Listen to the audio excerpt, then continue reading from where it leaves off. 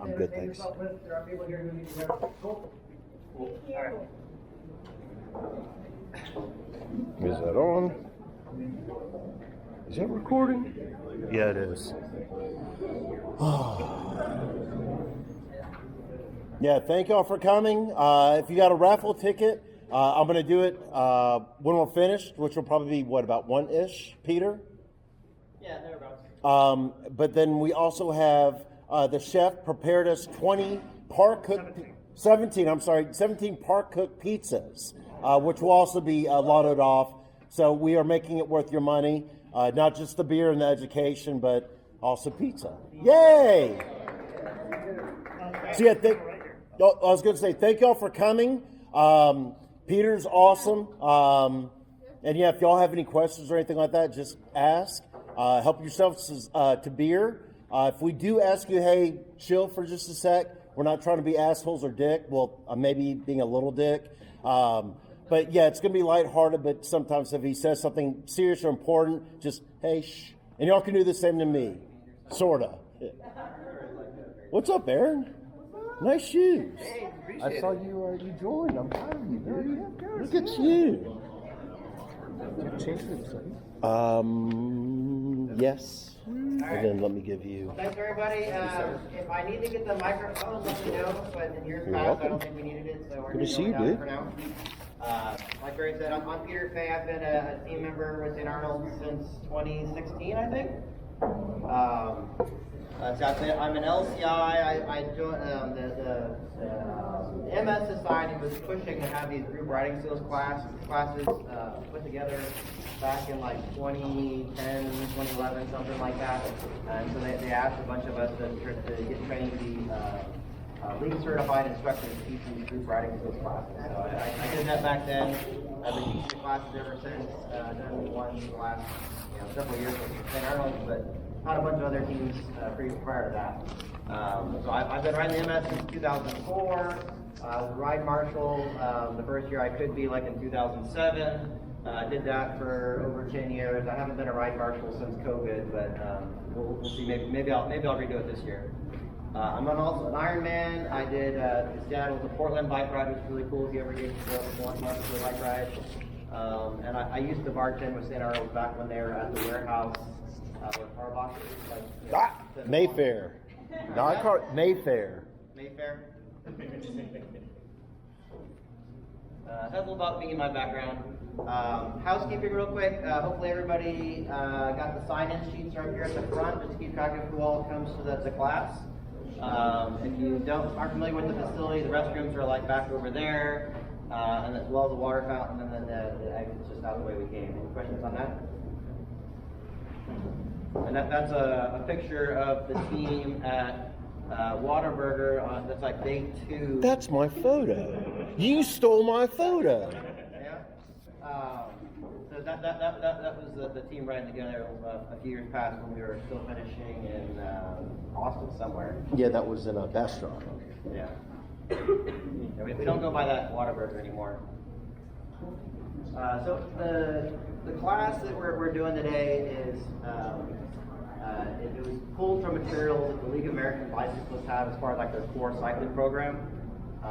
And the main motto of the League of American Bicyclists is that cyclists fare best when they act and are treated as drivers of vehicles. And that comes from a guy named John Forrester who wrote a book about safe cycling back in like the 70s, I think. So there's four pieces to what we're going to try and do today. The fourth part is the on-bike drills, which with the weather being what it is today, we probably won't do. If there is interest in it and the weather is not permitting, we could explore the opportunity to like do some drills to actually clear the gear hole. We'll have to see how that plays out. I'm not sure, like the tile might be really slippery on a wet bicycle, so that may not be the best idea. Over there, but it's not. We can test it out if there was interest. But the other 3 parts, the indoor parts are we'll go over equipment for the group rides, safe riding skills, which is the core content of the League of American Bicyclists, how to ride safely with traffic, and then stuff that was brought in on group riding, specifically working in riding. So for the MS 150 as well as any other group ride, there's a lot of different options in terms of bicycles. Obviously, the majority of folks are going to go with some kind of road bike, and most of the people on the St. Arnold team are going to see a traditional road bike. On the MS ride itself, on any of the group training rides that are sponsored by the MS Society, you will see more variety, some more mountain bikes. There's a lot of recumbents. I don't remember which button here is my laser pointer. There it is. Yeah, so you got your recumbents. Once upon a time, there were unicycles on the ride. I haven't seen them in a few years. Possibly may see them again. We used to see rollerbladers and roller skaters, but those are no longer allowed unless they change something this year. There's a lot of different varieties, types of bikes you can have, and there's no rule that you have to have any one particular kind. And you don't need to spend lots and lots of money on a road bike. You can get your entry level road bike, and you're going to be 90% as good as paying $3,000, right? The most important thing about whatever bike you choose is to make sure you have it fit properly. First and foremost, you need to get a bike that is sized, the right size frame for your body. And then once you have the right size, you need to get the seat adjusted where it's in the right position so that your knees are in the right angle as you're pedaling. But you can see on here, when you have 1 foot all the way down and 1 foot all the way up, you want to have this 24 to 34 degree angle in your knees. That's a function of how high the seat is, but also how far forward and back it is. So if you're not familiar with how to set that up, it's highly, highly recommended you get a bike shop to do a fit for you. If you buy a new bike, any reputable bike shop will do a fit for you when they sell you a bike, and they will almost always do adjustments for like up to a year after you buy that bike. So if it doesn't feel right, you go back to them and say like, hey, my knees hurt when I'm riding or whatever, can you adjust my fit? And they should do that.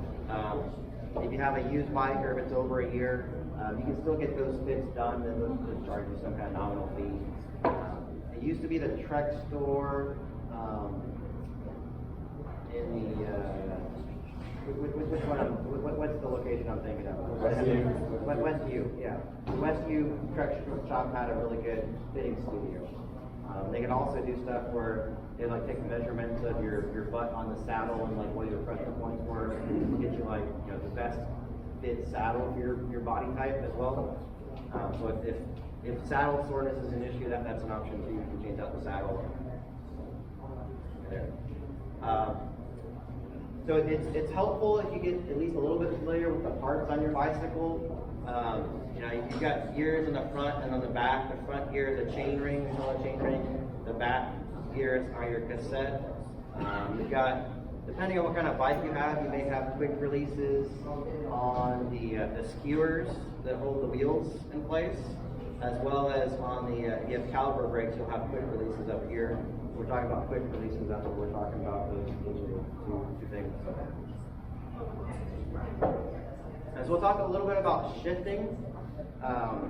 If you're not comfortable shifting your bike, I would highly recommend you start practicing that. That's something that's very helpful, particularly when you get to hills. When you're right on the flat, you can get away with not shifting very much. But when you're going through the hills, you want to downshift as you get to the hill, and then upshift when you're going down the hill, and then adjust when you get back to a flat, right?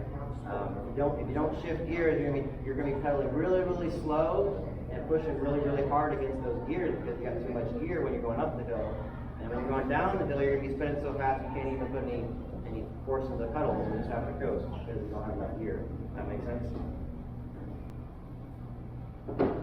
So if you're looking down on the bike, you'll see the front chain ring and the back cassette and your chain. You want to try and keep that chain more or less as straight as possible. You don't want to cross gear where you have the outside gear on the chain ring and the inside gear on the cassette.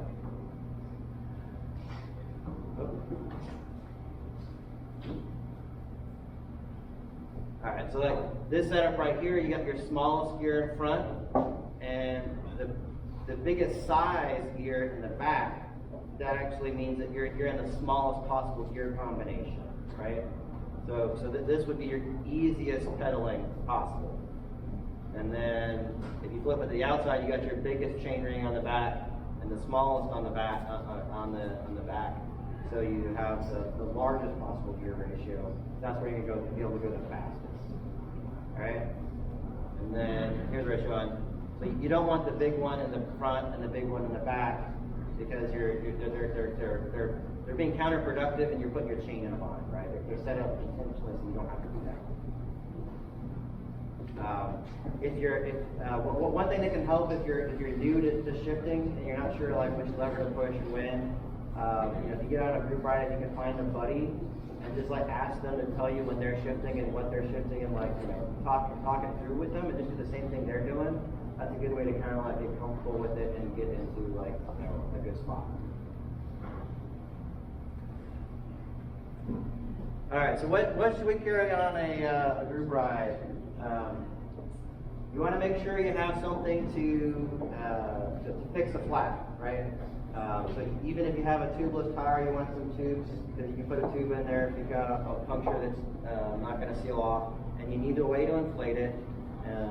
Either be a pump or a CO2 cartridge. A lot of times you want gloves, whether for warmth or just for comfort. It adds additional padding, so you just get less numbness in your hands potentially. You can get a heart rate monitor. There's a bunch of different varieties. These are very useful for understanding like what your body's going through at that particular moment. One of the signs of being overheated is your heart rate will go up faster than normal, right? So if you don't feel like you're exerting yourself very much, but your heart rate is really high, that could be a sign that you're overheated.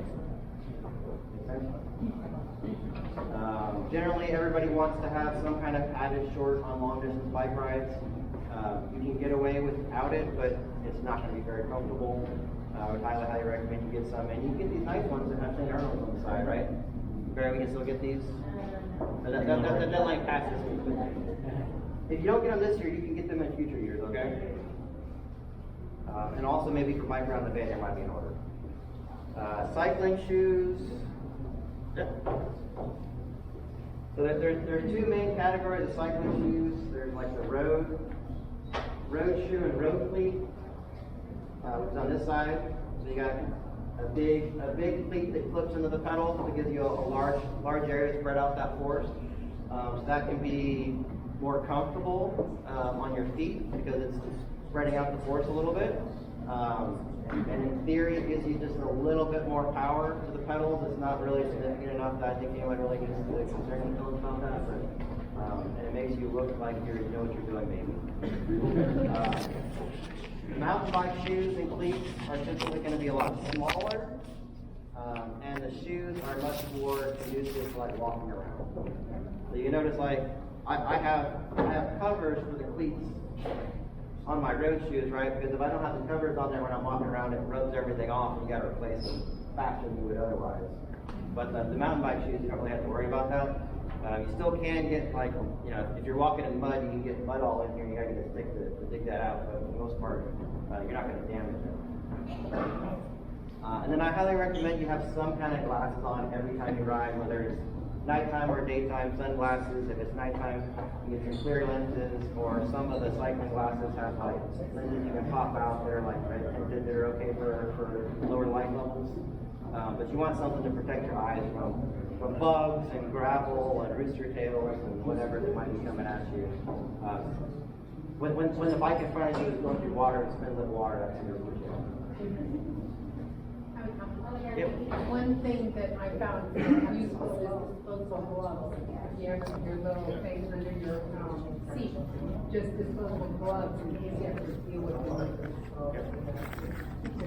it. And of course, you want to have a helmet of some kind. We'll talk a little bit more about helmets on a slide later. Let's see. Oops.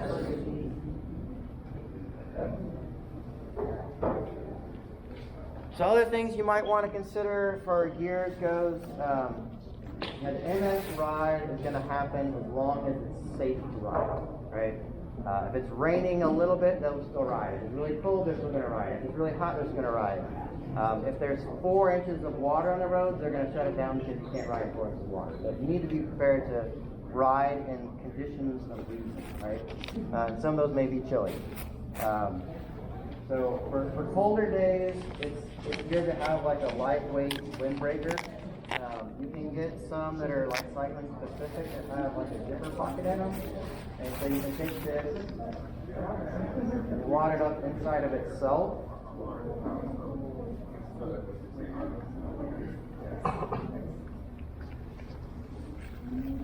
And then when you're on the bike, you can take the strap. I thought that was a fanny pack. No. Or if you want, you can throw it in the back pocket of your jersey. It doesn't have its own thing or whatever. But you want a jersey, or you want a jacket, and you want to have some place to put it when you warm up and don't need it anymore. For colder days, you can get like these little toe covers to help keep your toes warm. If your feet are prone to getting warm, I hardly ever use them, to be honest. And if you're really crazy, if it's really wet, really cold, you get like some full shoe covers. Unless you're going to ride when it's like below 40, I don't think you really need these, but just so you see what they look like. And then having a set of long gloves is helpful too for colder days. It's not just the short ones. I just use like my ski gloves, like thin liners, not necessarily bicycling gloves. And then if you have something to cover your ears, they gave out these little things on the MS swag bag one year from Noble, but they're really good because you can cover your head, or you can like bend them down and just cover your ears, and they wad up pretty small to like get rid of them when it warms up.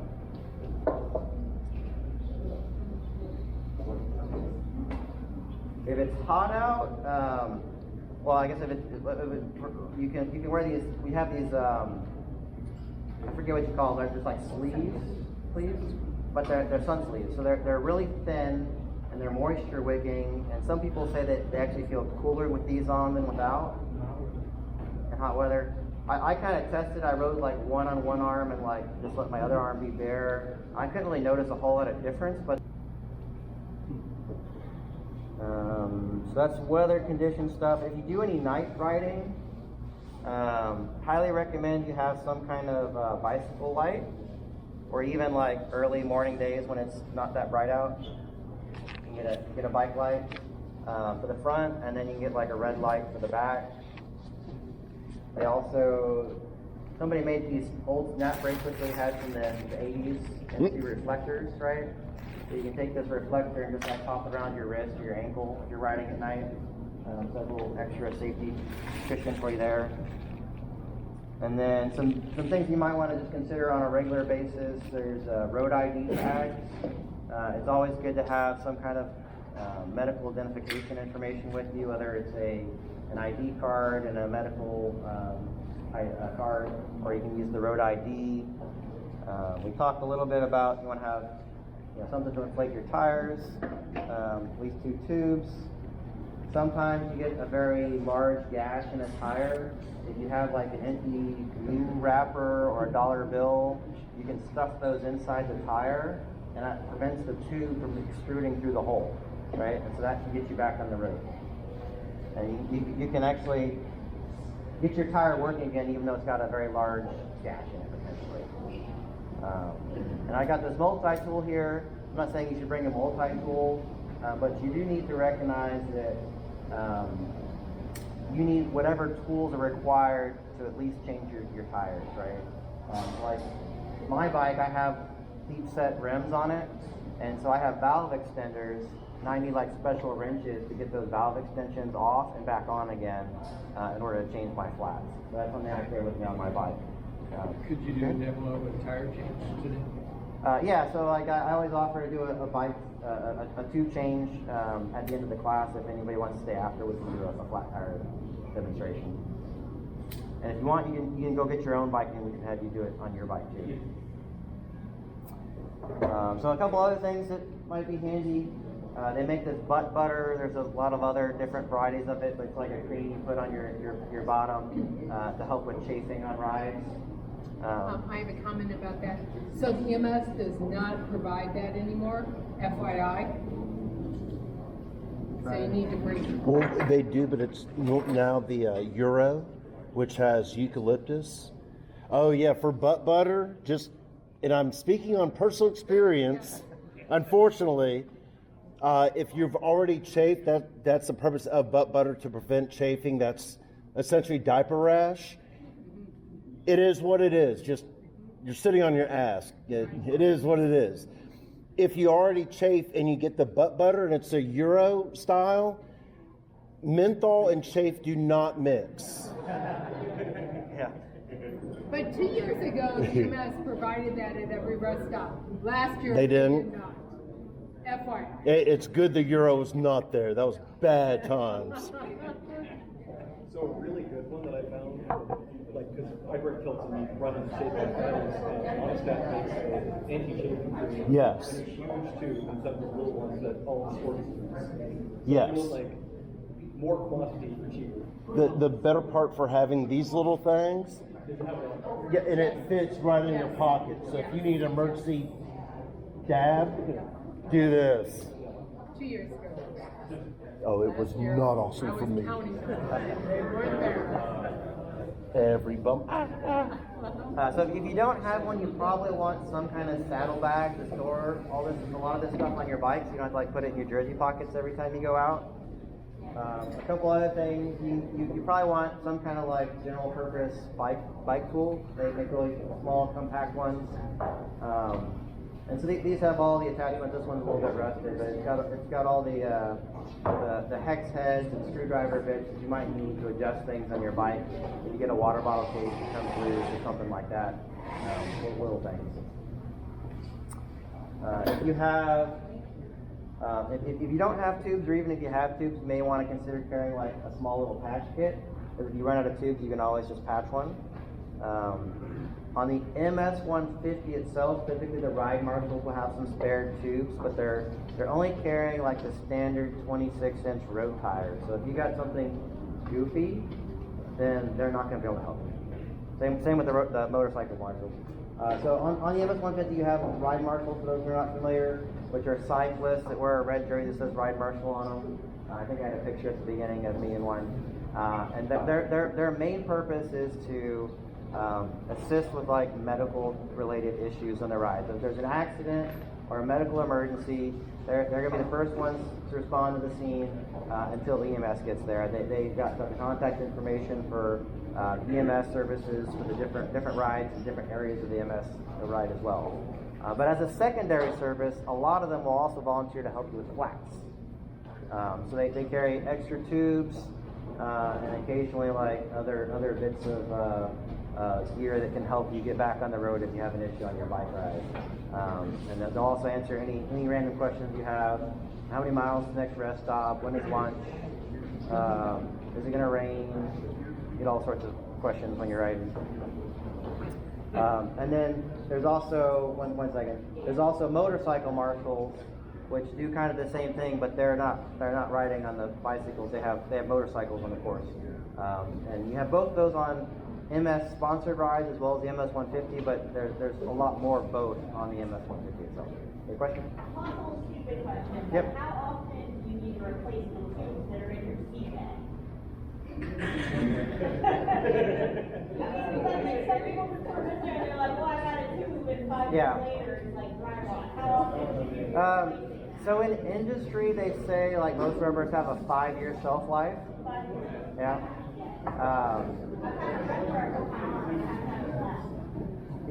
It might last longer than that. You might take one out that's only 3 years old, and it might not be that great because it's been in the heat. But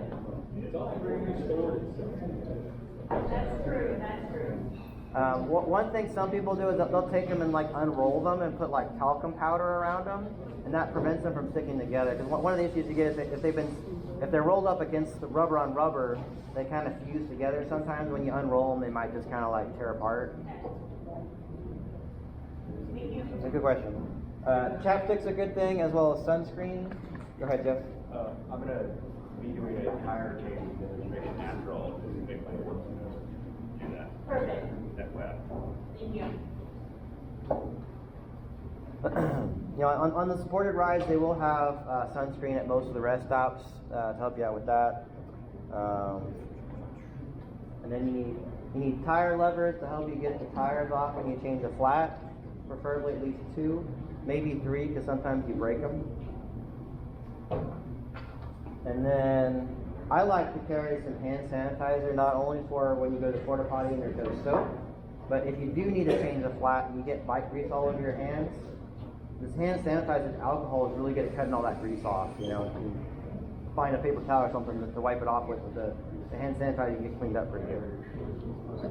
Yeah, disposable. Yeah, and then last but not least, it's always good to have like some spare money in your saddlebag for if you forget your credit card or if you get that flat tire, you need something to patch it with.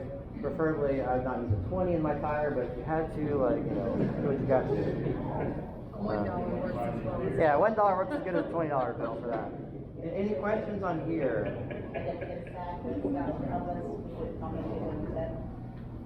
I'm not familiar with many SAGs getting tips, but I'm sure they'd appreciate it. Ride Marshal. Yeah. Oh, one comment on the butt butter.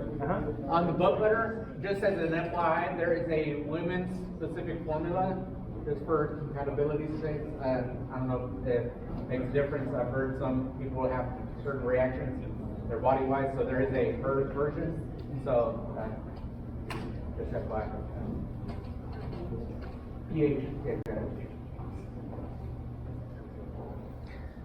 All right, so a little bit about bike maintenance. You got this brand new bicycle, you know, but you gotta take care of it.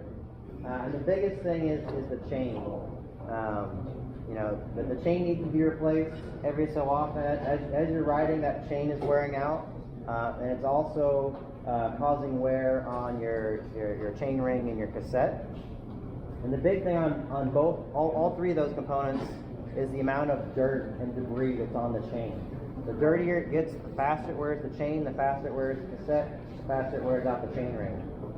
So you want to clean it periodically, and anytime you're riding when it's wet, it's going to get gunked up, right? Like if you're riding wet conditions, you need to clean your chain and possibly the whole bike afterwards. But as a rule of thumb, you know, replace the chain ring every 2,000 miles. There are tools that will measure. The chain actually stretches as it's worn out, and so you can measure the distance between each link. You'll just measure between 2 links, but you'll measure how far that is. That gives you an indicator of whether the chain needs to be replaced or not. So you can get one of those tools, or you can take it to your bike shop and just ask them to check it, and they'll let you know where you're at. I'm sorry. You want to keep it clean, keep it lubricated, it'll last longer. You want to lubricate your gears, derailleurs, pivots, and pedals from time to time as well. For bike shop, should I say something about Trek real quick?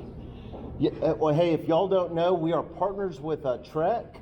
You may have seen a post on the page the other day where I was talking about Memorial, Trek for Service. Highly recommend. Absolutely phenomenal. But definitely take your bike in. We don't get discounts for labor, but we get 15% off accessories and clothing, and that will add up a lot. So definitely, if you're going to take it in, again, I highly recommend Trek Memorial. Yes, sir. Is it only the Memorial location? No, it's all Trek locations in Houston. Maybe College Station in Austin, but that's Bicycle World. But you're in Houston, so I guess it doesn't matter. But yeah, all the locations here in Houston. So other things on maintenance, you want to check and adjust your brakes periodically. You got caliper brakes; those pads can get worn out. If you have disc brakes, the disc will get worn out as well. With the caliper brakes, you got to make sure that they're centered on the wheel. If they get pushed over to one side, they can rub. Any questions on bike maintenance? If you don't know how to do it and it needs to be done, just take it to your bike shop and they'll take care of you, or YouTube it. I think once a month, Vito Bike does like an ABC class at Super Park as well. Okay. Yeah, there's a lot of bike shops that do like once a week some kind of maintenance class and go and you know how to clean your chain or how to fix a flat or whatever.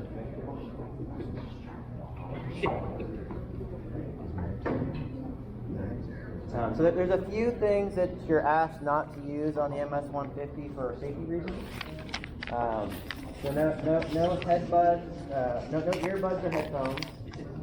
No mobile phones while you're riding. You know, obviously you can pull over and stop and use your mobile phone, but they ask that you don't talk or text while driving your bicycle.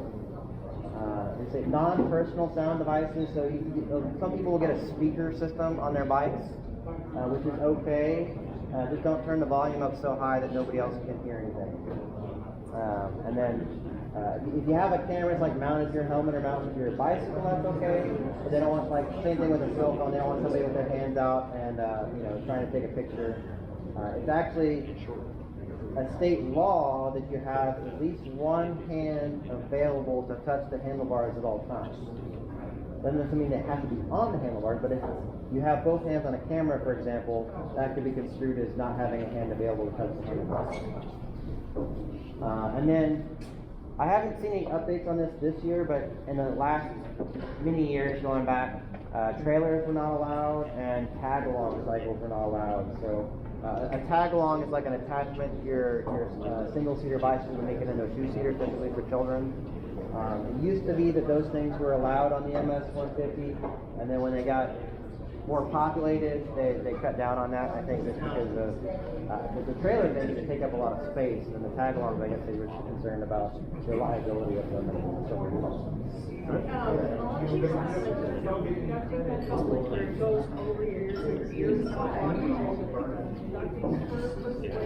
Yeah. Listening to things, is that allowed?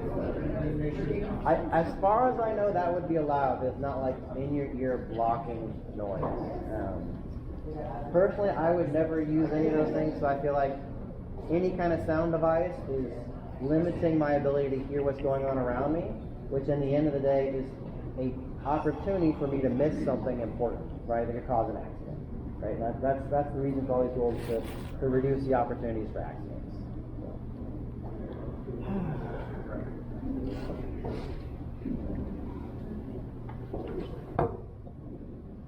All right, so a little bit about helmets.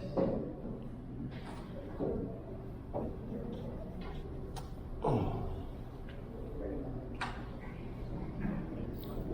right, so the worst thing you can do with a helmet, in my opinion, is wear it like this, right? Not wear it. Not wear it. But you will see people that they have the adjustment in the front. This is backwards, right? It doesn't make it easier to adjust, but, you know. It's not designed to go that direction. No, it's not symmetrical, so it's got more protection in certain areas. And so if you wear it backwards, it's not going to protect the right parts of your head. It may not save it. Put it well either. So you want to make sure it's put on your head in the right direction, and it's important to have the angle of the helmet proper, right? Like, you don't want it too far downward, blocking your eyes. And you don't want it way up like this where, like, things can hit your forehead, right? So you want about 2 fingers from the top of your nose to the top of the helmet. Not cattywampus either, because you have the ones that do, like that. So you want about that much distance on the top of your nose, and then you come around to the back and you tighten it, right? And it should be tight enough that I can lean over and it doesn't fall off. So it's relatively secure just on that one adjustment, right? And that's something that, if you're using, some kind of head covering, you may have to change the adjustment, right? If you're adding something, you're going to have to loosen it up a little bit, or if you had something on there the last time you rode, you're going to have to tighten it because it's looser. You don't have that buffer anymore, right? So once you have the adjustment on the circumference proper and the tilt where you want it, then you need to come over and you need to make sure that the straps are in the right spots. If you have this adjustment down here, then it does not hold the helmet tilt in place as well, right? Like this strap position, the fastener right here helps to keep the helmet from tilting toward the back in an accident, right? So you want it as close to your ear as possible, right? It doesn't need to be on your ear where it's going to be uncomfortable, but you want it close, all right, on both sides. And then your chin strap should not have like too much space underneath it. So this one's actually a little bit too loose right now, and they tend to loosen up over time. Or at least some of them do. Some of them say put better than others.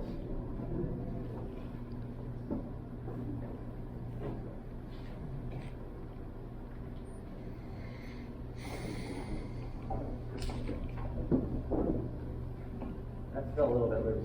But you should be able to like feel it get a little bit tight as you open up your jaw, right? It shouldn't be restrictive, but it should be basically as tight as you can get it without being restrictive. Does that make sense? Any questions on helmets? Helmet adjustments? Don't go to Academy and get the Bell one for $10. There's really no difference between having a Bell one for $10 and actually hitting your head without one. You want the absorption. It's one of those things you pay what you get for. With a helmet, considering you only get one brain, generally speaking, I guess, definitely spend the money on the helmet. You should be at about $7,500. All right. You do not need one like this, right? Unless you're doing a time trial, like I see people going 12 miles an hour down the road wearing right? Like they give you like a 2 to 3% reduction in draft if you have the proper head position and body position. And if you're doing anything other than the exact right thing and down on your air bars for the whole ride, they actually increase your draft. So like, I mean, when I did Ironman, I didn't even wear one of these. This is one that a friend gave me. I was like, I'm not gonna like sit in my air bars and be in the exact right spot every time, so it's not really worth it. Plus, they have no vents. I'm like, overheating is more important to me than like, going 0.3% faster. What's up? On the helmet, I was going to say look for one that says MIPS or MIPS, because that offers more side protection if you hit it on the side versus just No, maybe. Well, Maybe. yeah.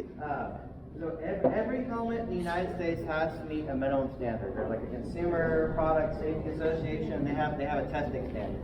And you have to pass that standard to be sold in the market. And then there's a lot of technologies like MIPS and wave cells and other things that are geared towards improving the safety of helmets. But that's not to say that helmet A with MIPS is better than like any helmet without MIPS. It'll be better than some. If you had the exact same helmet with MIPS and another helmet was exactly the same without MIPS, MIPS would be better. But you're never comparing like apples to apples, right?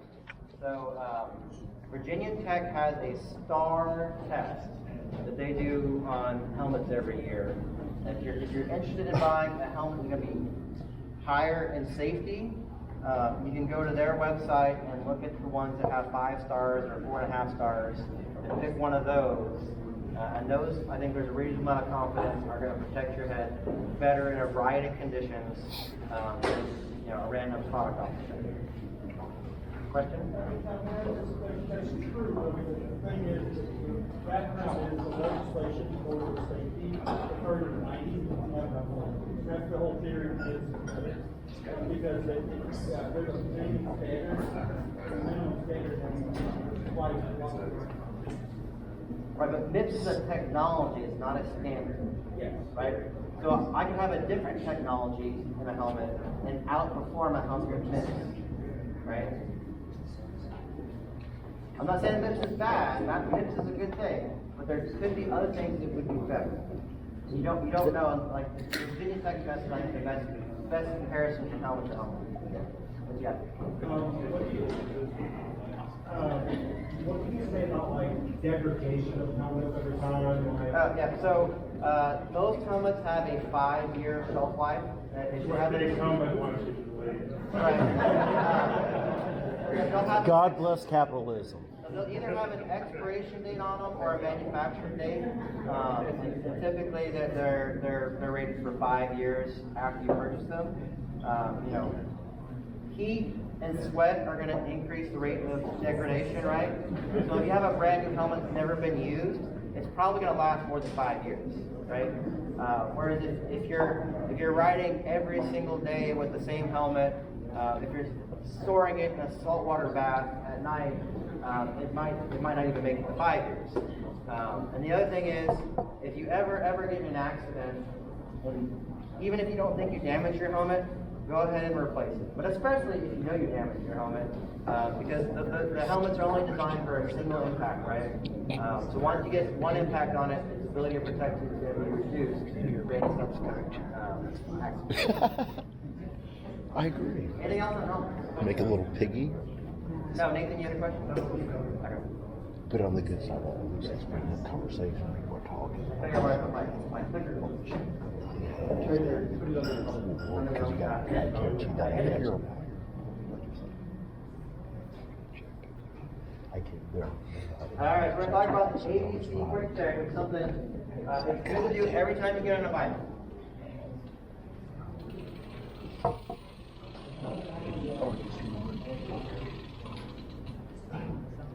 So this is good when you're getting out of your car, but also when you're leaving a rest stop, right? We're stopping, and things can change between when we get off the bike at the rest stop and when we get back on, or on a long ride.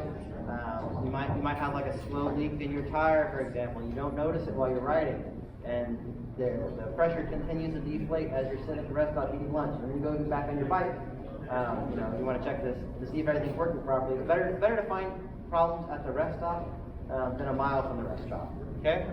So the ABC quick check, the first thing you check is the air. So if it's the first time out in the day, you want to pressure your tires anyways. But if you're at a rest stop, you can just take them and squeeze the tires, and you should have an idea of what it should feel like, right? If it's completely flat, you'll notice that right away, but even if it's a little soft, you can see that your tires are flat. And then rotate the wheel. If you got a piece of glass sticking out of the tire, go ahead and take it out. Or if you picked up a burr going through the grass at the rest stop, take that out. Anything that's on your tire you want to remove so that they don't cause flats as you go down the road. The second thing you want to check, ABCs, the B's for brakes. Take your brake levers, squeeze them both tight. With the bike on the ground, push it forward, the back wheel should come off. Pull it back, the front wheel should come up, right? That tells you your brakes are working. When you look at your brake levers, how close are they to touching the handle? Does it go tight far away from the handle, or does it get all the way close to it before it starts to go tight? You want to have plenty of room before you hit the handle for your brakes to squeeze. Like this one on my right, it's starting to get kind of low, so I probably need to adjust that grease. One on the left, I got a fair amount of room when I see it really tight. That make sense? So see your crank, your chain ring, and your cassette. You can just take your hand and make sure your drivetrain moves, right? Your chain is not loose, it's not making any funny sounds, etc. What's that? No, thank you. So quick releases if you have them. Water. Then you have on your brakes, you got a quick release right here in the front and the back. That affects the calipers if you have caliper brakes, right? So in the up position, that makes it really loose. And you got one in the back as well. And what are those for?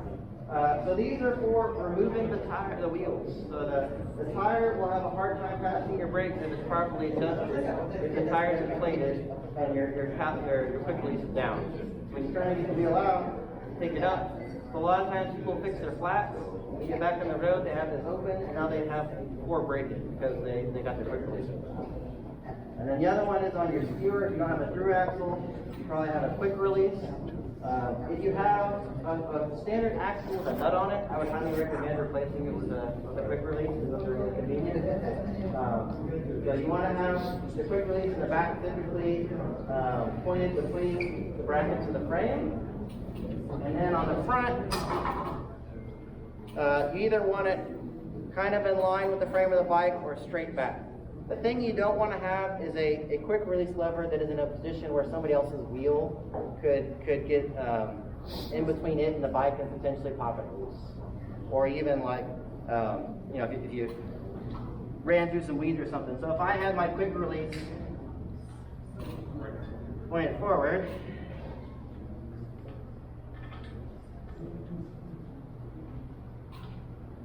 yeah. So if my quick release is pointed forward like that, and I run up into somebody else's wheel, their wheel can get in here and pop it loose. And now I'm riding down the road with my wheel not attached, right? That's bad. So that's why you want to have it pointed backwards. or up the body of the bike. The last thing you do to check is just take your bike and like drop it. That sounds horrible because my quick release is loose, right? So you notice something that sounds funny, just figure out what it is.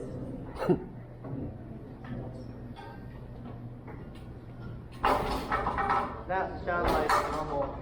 God damn, dude. I think my chains pop on the bounce, but so you drop it, you'll notice like if your screws and your bottle cages start to get loose, or like if the quick release lever is loose, if anything's like starting to like move around it's not supposed to, you'll hear it if you do a little drop. Make sense? Any questions?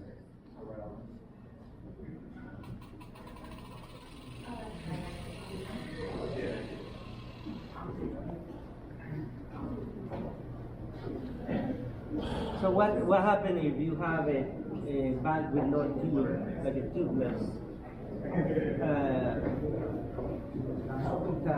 Yeah, like that's it. That's the end of the ride.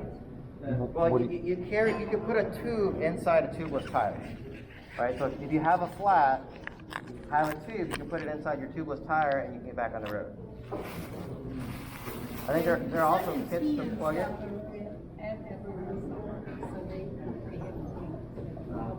Yep. Yeah, they can shove that whatever inside of it. Sealant. What's that? Sealant strips, they're the rubber plugs. Plugs, yeah. Yeah, so you can get a kit to plug a leak too as well. So it's probably good to have both those options available to you, right?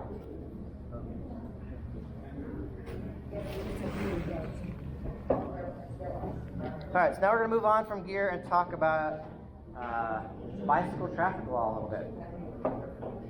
The main principles of riding with traffic are to follow the law, be predictable. So like we want other cyclists and drivers of motorized vehicles to have a good idea of what's going to happen with our movements. And to be conspicuous, be visible, right? People can't see you, they can't predict what you're going to do. As a cyclist, we have the same rights and responsibilities as any other driver of the vehicle on the road.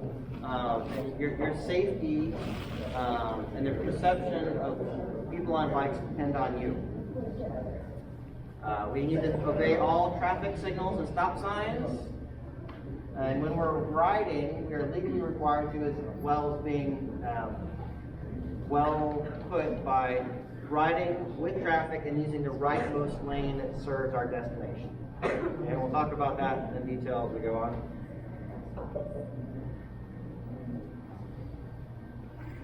So it's important that we signal to people what we're intending to do, or especially when we're trying to change directions or change lanes. So we want to ride in a straight line, avoid swerving between parked cars, signal turns, and check behind whenever we're changing lanes or about to make a turn.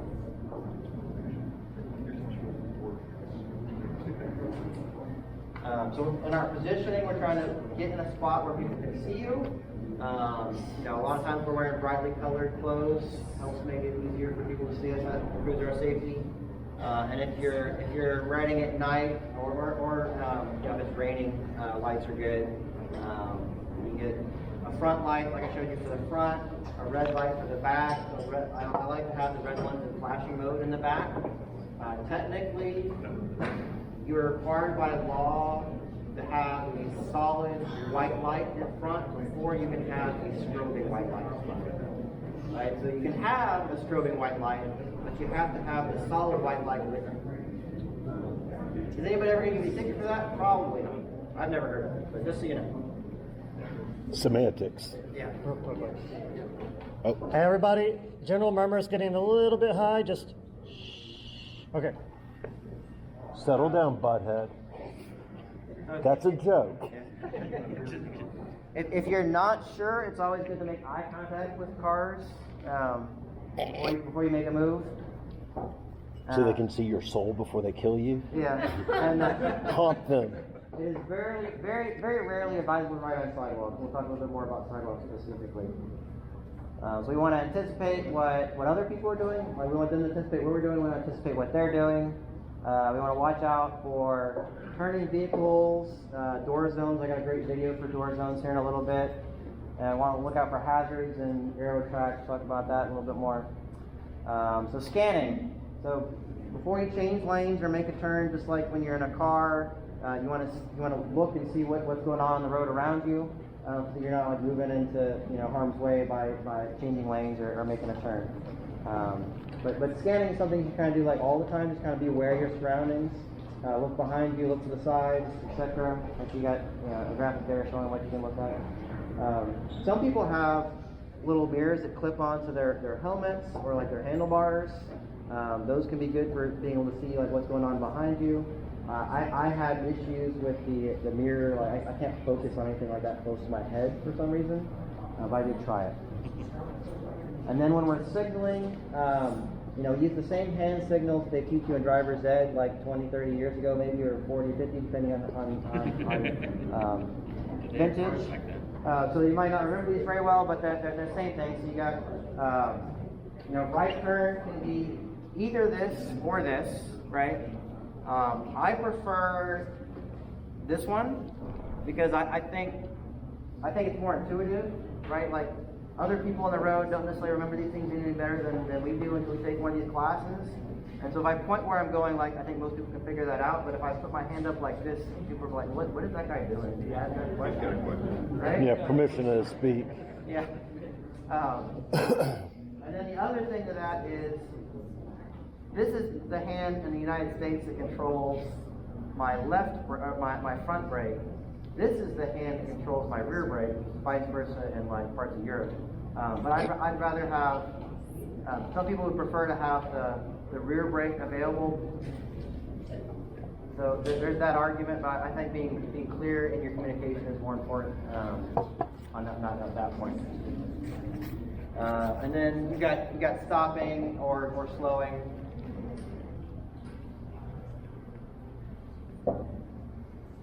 So the general philosophy on lane positioning, well, in the law, so we're required to ride as far to the right as practicable under Texas law.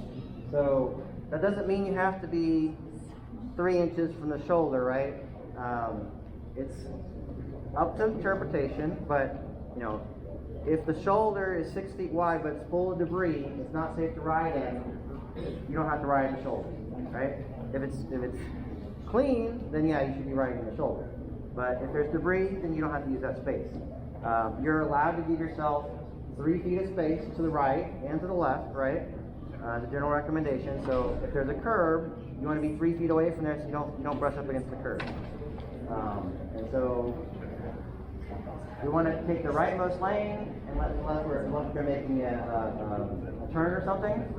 And we are also required to ride no more than 2 abreast, and we can only ride 2 abreast if it still allows vehicles to pass us, right? So if going from single file to 2 abreast reduces the number of lanes available for cars to pass us, then we're technically breaking the law. So there are some situations where, say, like, it's a very narrow single lane road, and a car can't safely pass me even if I'm riding single file. Then the common interpretation is that yes, you could ride 2 abreast because you're not reducing the amount of space available for cars to pass you. However, when an F-350 dually is like behind you and they see you going 2 abreast, in their mind they're thinking, well, these guys are assholes, they're riding 2 abreast, that's why I can't get through, right? So my recommendation in those types of situations, go ahead and ride single file so it's clear that you're communicating like, I'm not blocking your way because I want to ride double file, I'm blocking your way because I need this space. As far as I know, anything different? They've chilled out a little bit. Well, it's because of an incident that made national news. If you're not sure, just Google, what do they call it? Burning coal waller. Coal rolling, yeah. Everyone was okay. That's all that matters. And the kid, I think, is going to jail. There were other incidents. Yeah. So here we're talking about, so you want to have 3 feet on either side of you to be safe, right? So you want 3 feet for the largest vehicles in the road to pass you, and 3 feet between you and the edge of the roadway. And if a lane is not large enough to accommodate that, then you have the right and the responsibility to move over into like the center lane, we call that taking the lane, to make sure that you have space, and then when a car needs to pass you, they're obligated to change lanes in order to pass you. Does that make sense? Does anybody? Sorry? Yeah. Didn't hear, say again? Not the experience? They got all of a sudden shy? Yeah.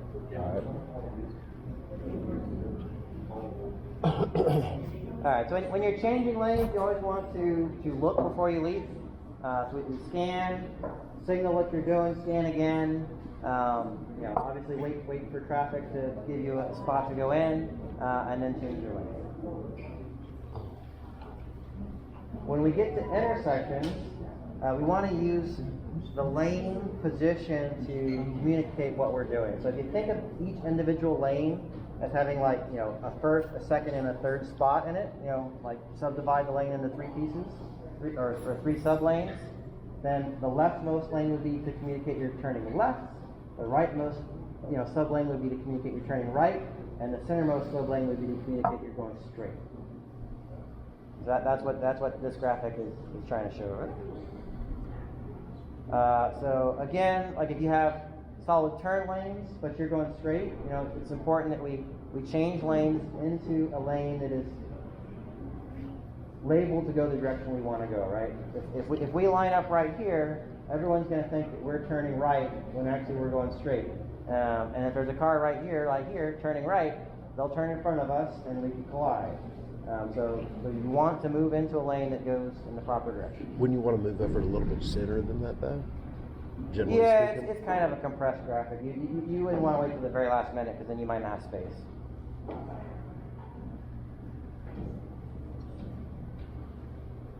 So when you're waiting at red lights, it says don't squeeze your way all the way to the front. I think that there's a little judgment there. Like, I mean, we don't want to like. If there's a lot of cyclists and there's a lot of cars, we don't want to have like 3 cyclists in a car, 3 cyclists in a car, 3 cyclists in a car, right? It's better to like get all the cyclists kind of bunched up together. But at the same time, like if you're taking the lane and there's 3 cars in front of you at the light, you don't like stop taking the lane right up on the dotted line to the front of the intersection, and like squeeze in the space where there's not room for you, right? Just wait your turn in the spot where you're at. So if you have a lane that's dedicated for both through traffic and right-hand turns, again, use your position to signal what you're doing, as well as protect yourself again, right? Like if you're lining up on the right side and it's a wide enough lane for a vehicle to pull up next to you, then you have an issue if they're trying to turn right and you're trying to go straight. There's a potential collision. So if you're trying to go straight, you stay to the left of the lane or the center of the lane, and if you're turning right, then you stay on the right side of the lane.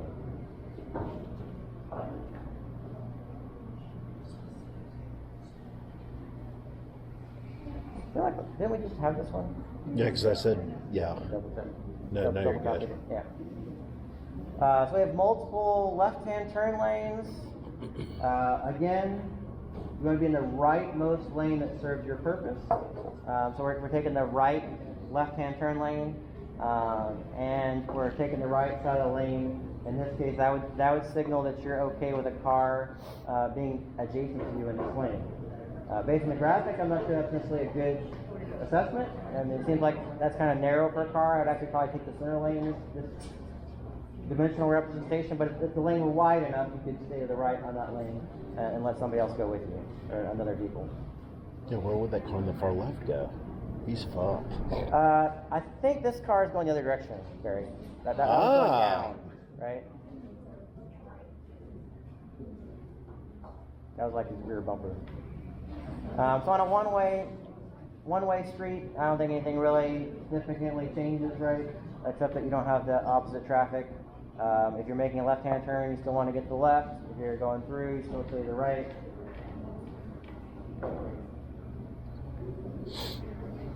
Alright, let's see if our videos work.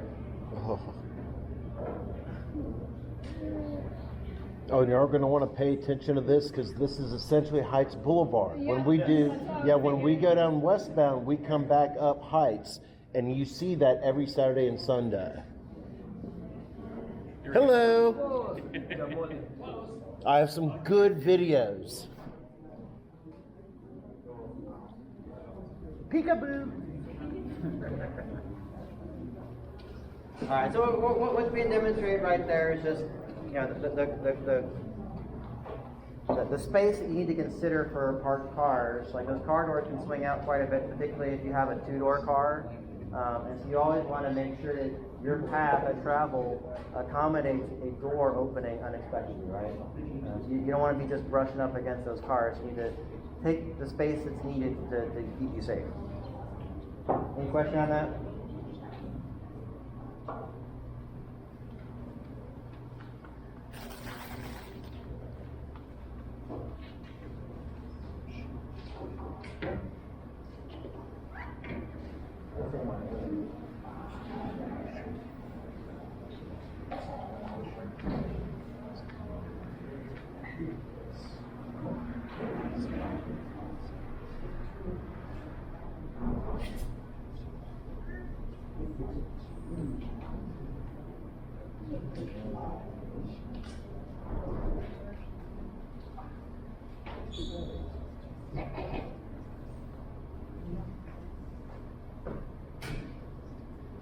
Except when you're two bikes in a row, you go with the directional traffic.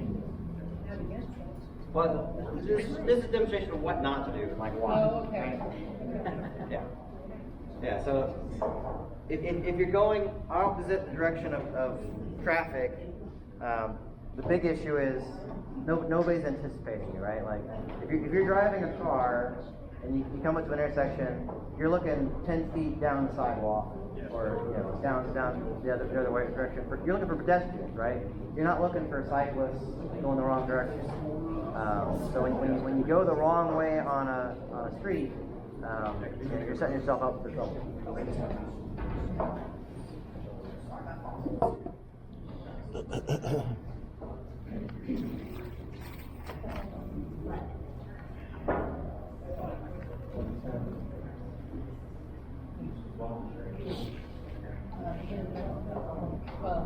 So more of what not to do.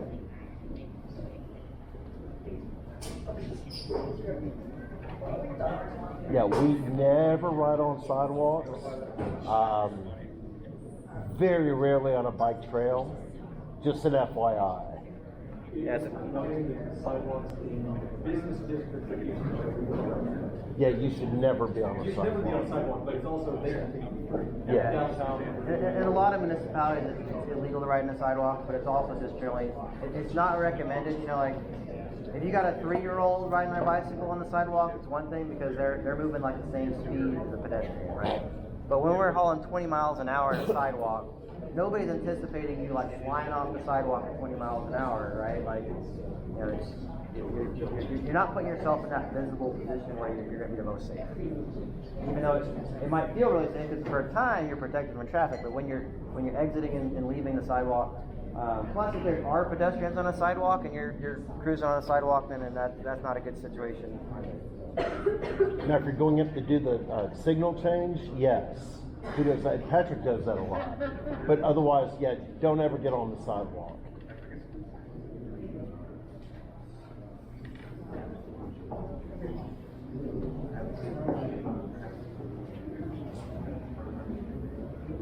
They've got bad cadence. See how it's all jerky? It's Yeah, so what you see there at the beginning is really kind of questionable, like trying to share that lane with traffic. Wasn't really 3 feet on either side. So in that situation, you want to try and move over to the center lane, take the lane, and give yourself that full space to communicate with cars. I don't want to be sharing a lane with you, okay?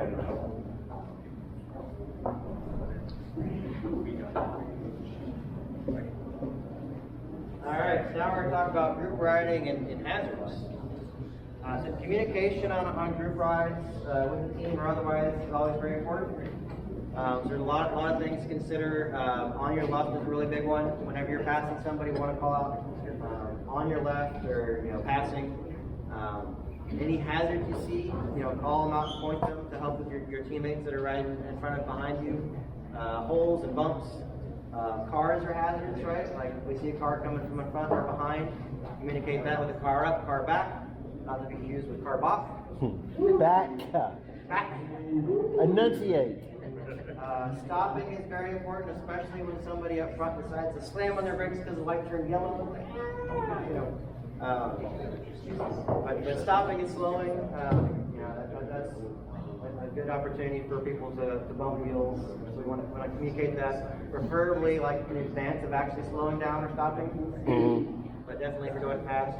And that is very important. Also, if you're, go ahead, Joe.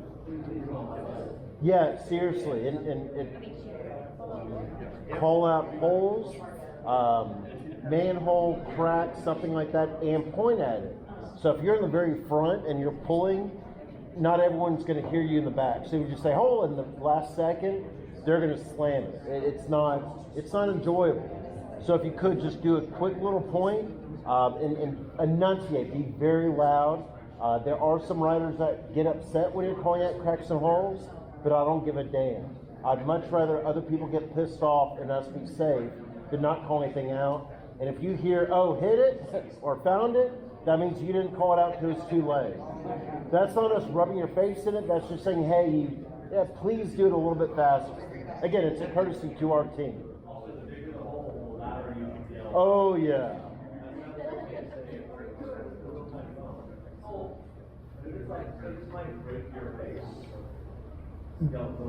And make sure you're enunciating your finger, please.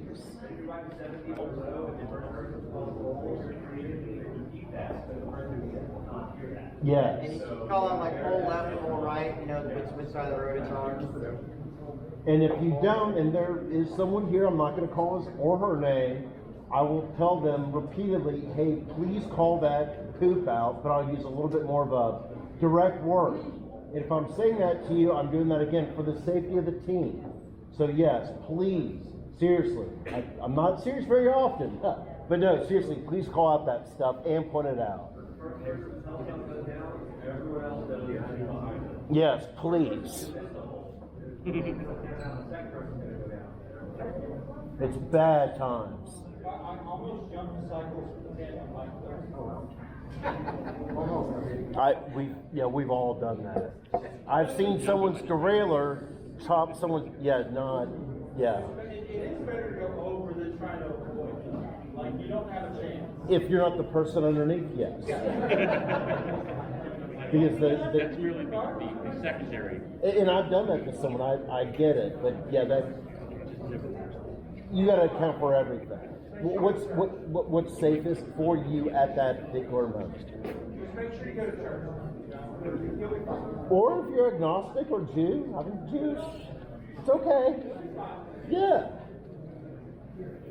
No, I'm sorry, go ahead. All right. Other hazards, dogs. You in the back.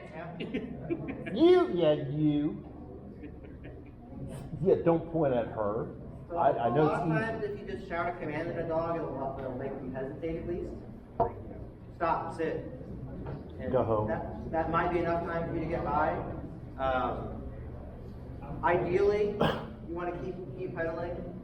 Get out of their territory. Usually they're free territory. Like you're in front of my yard, right? Like you leave the space in front of their yard, they'll usually like stop. But if for some reason like you don't feel like you can get away in time, you can get off the bike and use the bike as kind of a barrier. You can also squirt water at them, same thing, try and give them a pause, back off. There's no perfect solutions on the animals other than to be faster than your teammates. You don't have to be fast, just don't be last. Wind blasts. So occasionally you get like sporadic winds, but the more common issue with wind blasts is like if a semi truck is going down the lane next to you. When they first catch up, you get a little bit of a wind effect, but then as they get past you, they want to suck you into the lane. right? And so you need to be ready for that and like, counter steer. Other things, grates and cracks, any kind of like deviation in the road surface that wheel can fall into or catch on are very, very hazardous for bicycles, especially if they're anywhere near parallel to the tire. Right, so you want to cross those things close to 90 degrees as possible. I think we have a slide on that specifically, but ideally under 30 degrees. If you have more than 30 degrees, there's a big spike in the chances that you're going to slip on hazards like that. And then steel plates, paint stripes, those can get very slick when it's wet in particular, so be very careful with those things. On well-supported rides, if there are like cattle guards or whatever that have a slip surface or bridges, a lot of times they will put somebody there to like warn you, or maybe even put a covering on it and tell you to slow down or whatever. So if somebody tells you to slow down, just heed their warning. But be cognizant of those kind of things. There's no posted warning. No, we have that. Huh? Yeah, I was going to say we have that at outside Camp for All. What's that, Weaverville or something like that? Temporal's between Carmine. Huh? Temporal's between Carmine and Brennan, right? Say again? It's between Carmine and Brennan, right? I guess Camp for All. I don't know. Before lunch, so wherever that is. I have to remember so much shit right now. It's like, yeah, somewhere over yonder. You'll know when you're at Camp for All because it sucks. But fun though. Oh yes. Alright, so when you're riding in groups, you don't want to drive too closely behind people that you're not familiar with. Generally speaking, like if you find a St. Arnold's teammate, we try and beat people down if they're acting squirrely, and then so by the time the season gets late, they're all riding pretty good. So you can feel pretty confident riding with St. Arnold's teammate. Mm-hmm. But if there's a Carbach jersey or some other random jersey you don't recognize, you don't know how they're going to behave, right? So you need to give them some extra space. But you never ever want to overlap the front of your wheel with the back of somebody else's wheel. And then if there's a movement, right, they hit your front wheel, and that back wheel is stabilized, right? They don't bend. So the guy who's in front is not going to be affected much, but the guy whose front wheel gets hit or gal, they're probably going to go down. Yeah, so if you're overlapping someone's wheel, like in that, if you're the person behind, it's going to hurt you a hell of a lot more than it's going to hurt the person in front of you. And the person behind you. So when we get to intersections, we have to everybody check the intersection for yourself. Right? If you're the leader of the line and you're stopped at the intersection, and you need to try and find a gap that's big enough for the whole group, right? But just because you thought it was a big enough gap doesn't necessarily mean it is. Sometimes you got to turn not too far down the road, you can't see traffic coming. You don't have enough visibility maybe to clear the whole line, right? And so if I say clear, and the whole line moves, and halfway through the line a car comes and hits somebody, then that's on me. I told them to go, right? Like I said clear, right? That's an indication they don't have to look, right? So I don't ever say clear. Like I say, what am I doing? I'm rolling, right? I don't see any hazards, and I think it's safe to go. If I see a car right or a car left, I might say rolling car right or car left. I think there's enough space for us to go, but I'm telling you, hey, there's a car coming. Everybody needs to look and make their own decision as they're approaching this intersection. Hopefully I made the right call and there's room for us all to go, right? But if we have to, we got to break the line up and we can slow down and catch back up again. But I don't ever want to have somebody get run over because I said clear and they didn't. Does that make sense?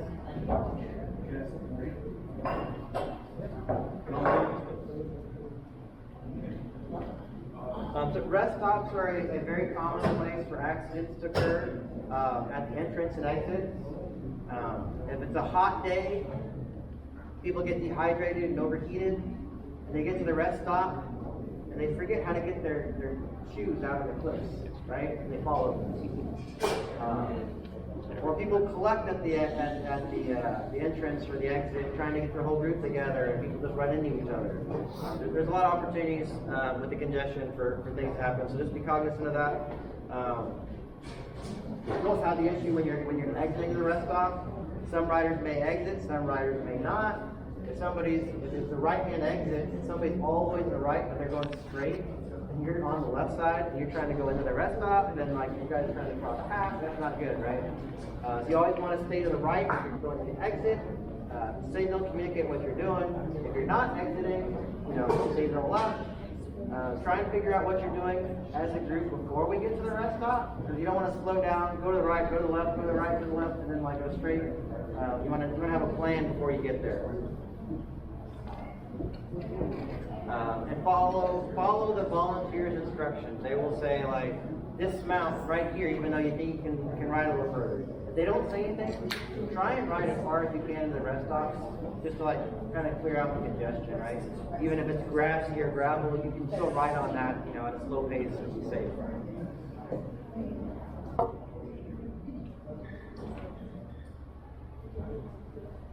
The railroad crossings, you see a few of these. And so the graphic here is demonstrating like how to cross a diagonal railroad hazard. But the same would apply to like any kind of crag or crevice that your tire can get caught in, or an uneven pavement. You want to try and adjust your course so you're hitting as close to 90 degrees. Like I said, like within 30 degrees of 90. Yeah, slow down. Yeah, and slow down. And call out what you're doing.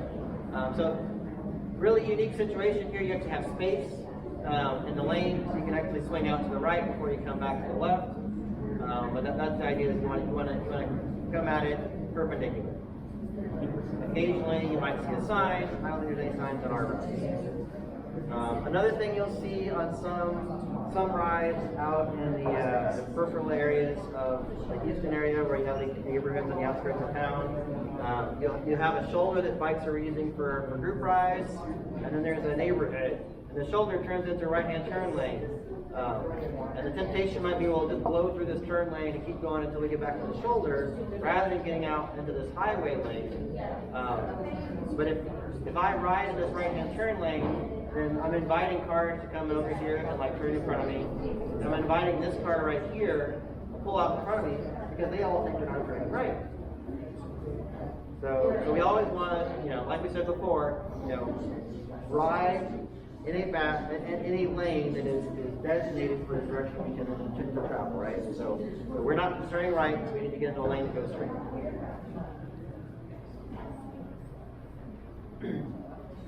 So a little bit on cycling efficiency. We talked about how to change gears. Now we're talking about like why to change gears in a little more detail. So you want to maintain a cadence. That's the number of spin cycles per minute of between 75 and 95 RPM. If you are going up a hill, sometimes you might, for a short period of time, you might want to drop your gears down and go up to more like 110, 120 cadence. Going up a hill, that can be helpful. If you want to stand up and climb, if you're used to standing up and climbing, when you're climbing, standing up, you will go to a lower cadence. You might drop to like 60. But what you really don't want to do is you don't want to be spinning at 20. Right? If you're spinning at 20, or if you're trying to spin it at 150, you are super inefficient, right? And it's not the really low cadence, really high force is bad for your body. That's where it gets into you want to be able to change those gears, find what the sweet spot is for you. And when you're riding on a flat, you want to try and keep that cadence in that same spot all the time. So if you don't have a bike computer that tells you cadence, and you're not familiar with cycling and where you need to be, it's a very good tool to learn how to ride efficiently for yourself. And right here is a pedal all the time, even downhill. The reason for that is that when you exert yourself, a lot of times your body creates lactic acid, especially when you have very high intensity. And when you move your muscles at very light resistances, it helps to flush the lactic acid. If you have too much lactic acid, that leads to cramps and fatigue.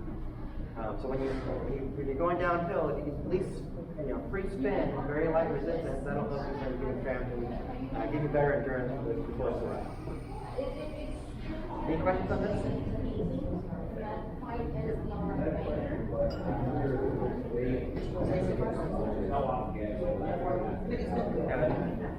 Louder. What were you saying? After the first day, there's people who give you a massage. I guess you can take for like 15 minutes. 30? I think we need 30-minute intervals. I also think that the hops and the beer helps the lactic acid. Oh, absolutely. So yeah, if y'all didn't know, we are going to have a massage therapist at the tent. Generally, I think we're still. Is Nate here? Nate, hey, have we lined up massage yet for LaGrange? I'm gonna reach out to him. Okay. Generally speaking, it's like $20-30 every 30 minutes. Or you can just walk around LaGrange. Whatever works for you.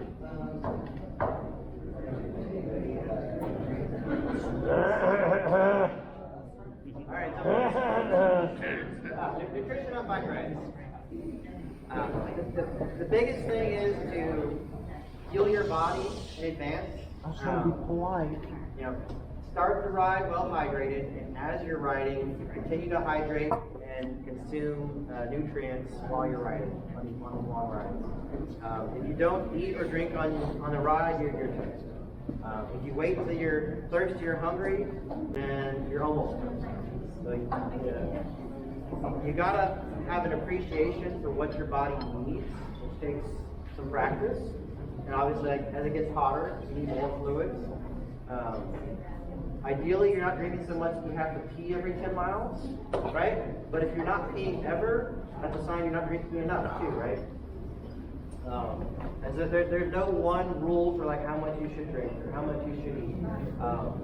You need to replace like 60 to 70%. You should replace 60 to 70% of the calories you're spending. So if you have like a heart monitor that estimates your calorie consumption, we could use that to kind of like program your fuel consumption.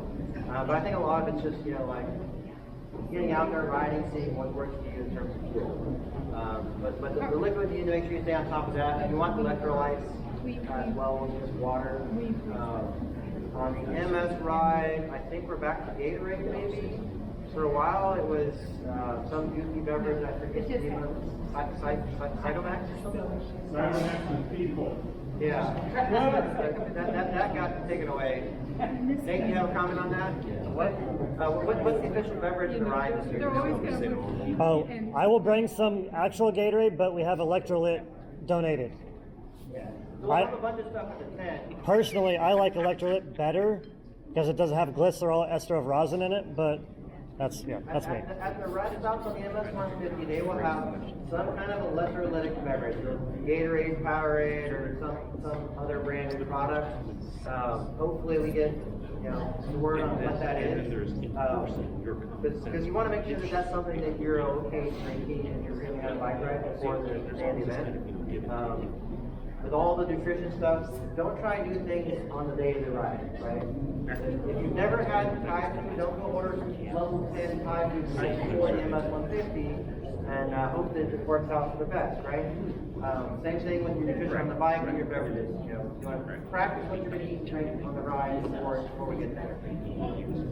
Let's see, what else? You don't want fats. Fats are slow to digest. So they just kind of like bog up your stomach. You want it to mostly to carbohydrates, like I think 30 to 40% protein is kind of like interchangeable with carbohydrates. You don't want to do like 100% protein on a bike ride. I usually go like almost 100% carbs. So you want to make sure protein doesn't hurt. But you definitely want protein for post-ride for helping muscle recovery. Some people like to do protein things like before bed and first thing in the morning, help with building up muscles during training season, those things. Any questions on nutrition? Right.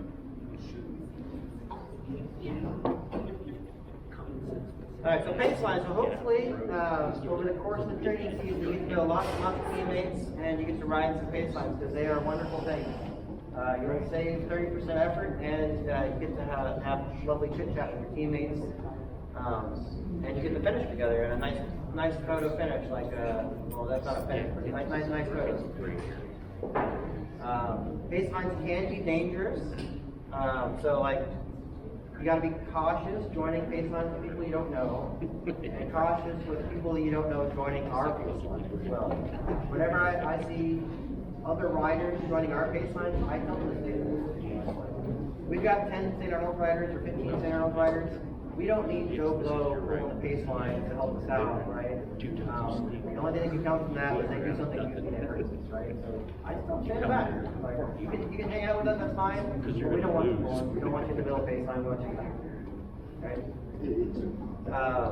Things to look out for at pace lines in particular, your starts and your stops. Make sure we communicate our stops because we're all bunched up together. If we don't communicate our stops very effectively, that's an accident. And when we're starting, it takes a long time for the whole line to start, so keep it slow until the whole group gets going.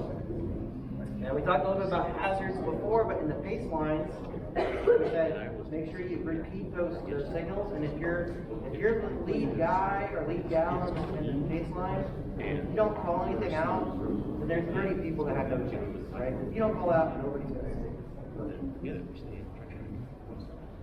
And spacing is important. Like, you know, how comfortable are we? How close we get?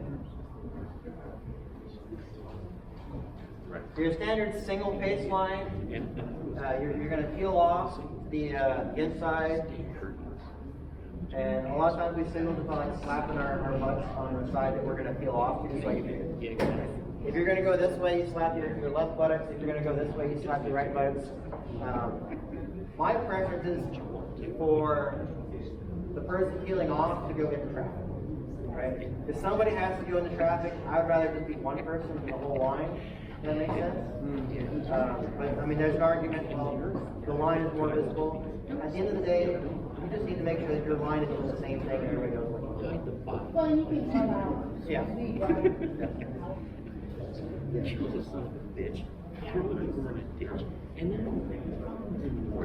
So other things to keep in mind on our pace lines, when you're pulling, what pace are we doing?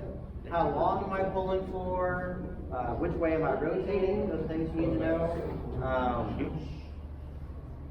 It does not do many people any big favors for you to go up to the front of the line and bump the speed up by 2 miles per hour and hang out there for 10 minutes, right? No, nobody does that. Barry, do you have any comments on this? I do that as well. Yeah. If you are number 2 in line, that can be one of the hardest jobs sometimes, because the person in the front decides to bump up the pace. Your draft is only like half as effective as the people behind you. And if that person in front of you is really pushing the pace, you might be working way harder than you want. If they don't rotate, your life sucks. Right? So if you're in front, don't bump the pace. Don't hang out forever. Give everybody a chance to rotate. The other thing is, like, you know, there might be other people in the line who would like to get a workout in too, right? So be kind to your teammates. Rotate. Keep the pace consistent. When you're at stoplights, consider the whole group, right? You're the line leader. It's not just, can I get to the light? Well, can my whole group get to the light? And then on the other side, like, well, do I really want to stop at the last second and slam everybody together and have this chance that we crash? If we can split up, we can always slow down and wait for their half to catch up, right? Like, it's not the end of the world if we get split up. We'll typically ask you to say rolling or stopping if you're the front. Yeah. So everyone knows what you're going to do. And a lot of times you can watch the crosswalks. There's like 10, 9, 8, and it might go red, yellow, or it might go red at 0, or it might be like 3 seconds later. You gotta keep that in mind. But at least gives you an idea of when the lights are turned, right? And again, use your own judgment. So if we run through a yellow and it's solid, and this happened a few times yesterday, if it's a solid red and you don't feel comfortable, make sure people behind you are going to stop as well. And then to stop, you would hope, it's okay, not get you, Chris. You may have done it once or twice. Well, you did a little finger. No, but seriously, if you do stop, you would hope the group in front of you notices that you stop, and 9 out of 10 times they will wait for you. Don't quickly, just take a little pit stop and wait for you to come up. Generally. Huh? Yeah, you should say, yeah, you'll generally hear that behind you, and then just as a courtesy, wait for the rest of the team, but don't expect them they're going to do that. call out stopping, let people know you're stopping, and have people in front of you that you're stopping. Yes. Yeah, more importantly, are the people behind you. Yeah, you don't want them to run into you. Yeah, you don't want to tire up your, yes?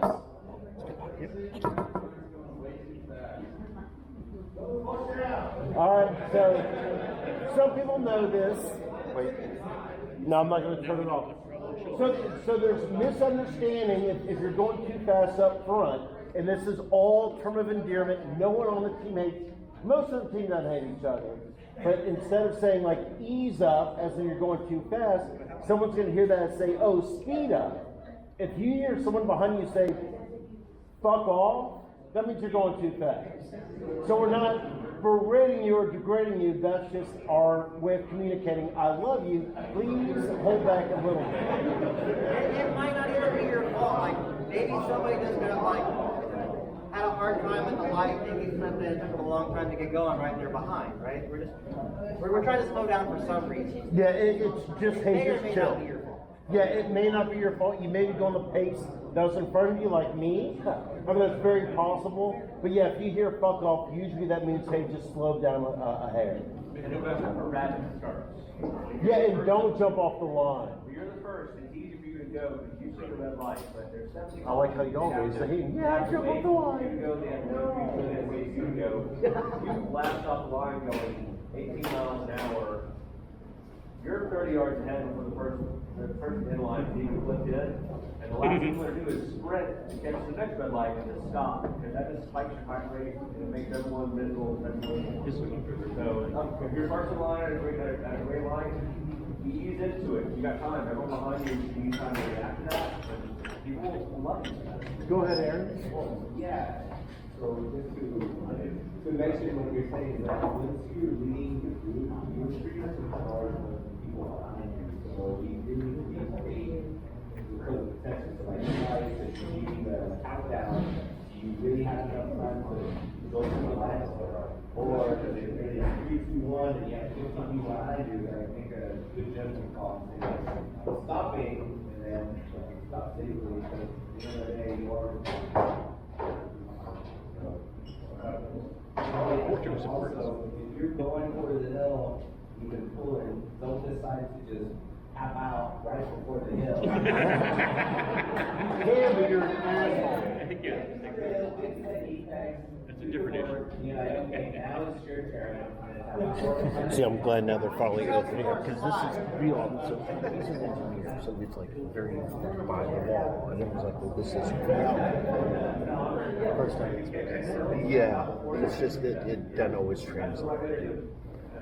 It's real. One other thing to keep in mind is like we really try not to block people. Good, Aaron. At a minimum, Good we don't like answer. block somebody that doesn't know where they're going, right?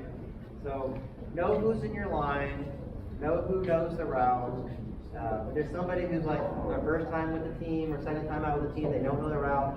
Make sure they have a buddy at all times, right? So keep an eye on them. But usually we don't drop people. See, Yep. sometimes we go in big groups and when somebody yells something from the front or the back, you can't hear it at the other end. And so I would like to get to a better job of passing on in line, especially if you're in a big group. For example, you know, you're in the front, you don't know if everybody's making the line. You're not sure. You know, and sometimes we ask, are you all in? You know, if somebody asks in the front, are you all in? Pass it back. Because they can't. We need communication happens back, especially if we're all in or not. Or if there's a gap, you know, you're either all in or you lost somebody. Slow roll. Slow down. Yeah, but when you slow roll, you want to know if it's done. Can we done it? Yeah, when is it over? Right. And that needs to come from the back, you know? Because What are your thoughts on coasting? Coasters. You're at your pace line, instead of keeping a nice consistent pace, speeding up and slowing down and coasting instead of pedaling. Well, in general, like, if you're at the front of the pace line, you should always be pedaling. Right. It gets a little tricky in hills sometimes, because when you get to the apex of the hill and you start going down the hill, there might still be people climbing the hill. that'd be like the one situation where I would say like the guy in front maybe shouldn't put much on the pedals, right? Until everybody gets over the crest of the hill. But if you're not pedaling at the front of the line going down the hill, people are braking. And not many people like braking down the hill. The whole lactic The lactic acid thing, and then, you know, maybe the person in front of the line is 160 pounds, and they go up the hill easy and down the hill not so fast. And somebody 220, they're braking, they're losing all their energy going down the hill, and they got to work extra hard to go up the hill because they don't have the extra speed to go up it. So I feel like the person in front of the line should always be pedaling hard enough that nobody has to hurt.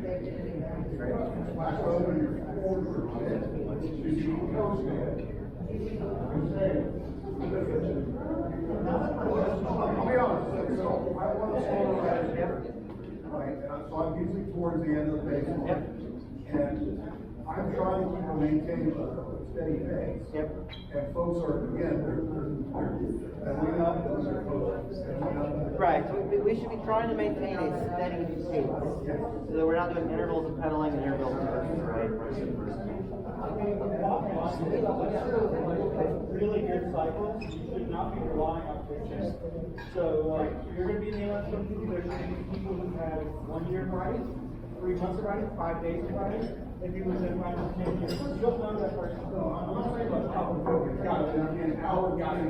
We ride a lot together, we ride a lot together. The more you ride together as a group, like the better you get at those kind of things. But you know, like you want to start looking like 2 to 3 bikes in front of you. Like if you're just trying to control the space between you and the bike in front of you, then like you get compounded variability, right? But if you look 2 to 3 bikes in front of you and try and like match all their paces, plus you know make sure you're not keeping them in a distance of the person in front of you, then it helps even out the speed. There are no stupid questions.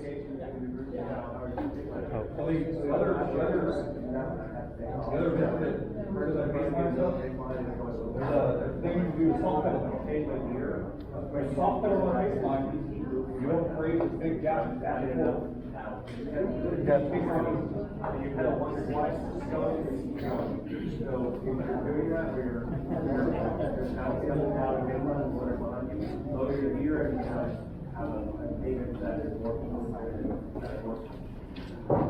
So just as a general FYI, Nate actually just brought this up for our training rides. What we'll generally do is we'll break up in different groups based upon speed and distance. So if you're going 21, 22, or that's what you want to do, and you show up with our C group, that's usually about 15, 16, you're not just going to give them a bad time, but you're going to have a bad time. So you want to ride with the people that are generally your pace, your distance, and your speed. I also this year I'm going to start introducing cats. Where's Gentry? I'm going to start doing rolling cats. So like for the A group, or say your average speed's about like 20. With some exceptions, we're going to say don't go 30 miles an hour.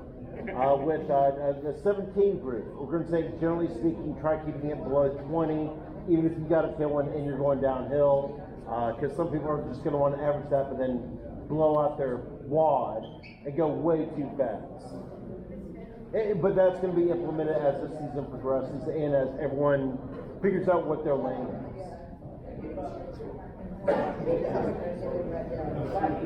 Oh, y'all just fucking kill everyone. But there will be 2 different A groups. So like if you want to average 20 and you want to go 30, no, it's a compliment. I'm glad that you brought that up.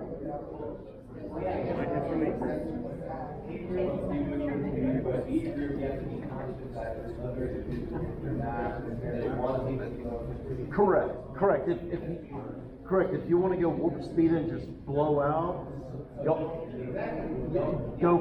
Don't do these groups if you're wanting to go faster, go with A, and you want to like respect the speed limit. Stay with B group, but don't go over it because it's Yes, and if you can't hold that tempo, then you can always fall back to B. Or right on the A, B, and C. Yeah, that's right. Just fall back to B. So if you blow your nut, you kill everyone. It's like, oh, I can't ride anymore. So when they're talking about A, B, and C groups, they're talking about like how fast the riders typically go. So like A is faster, B is kind of middle of the pack, C is slower. Yeah. So generally speaking, our A group, generally speaking, with some exceptions, are 19 to 20-ish. That's their average. That's including slowing for stop signs and blah, blah, blah. B group generally is about 17, 18-ish. C is 16-ish. Average. Yeah. Well, and that's what I'm saying. We're going to start implementing rolling.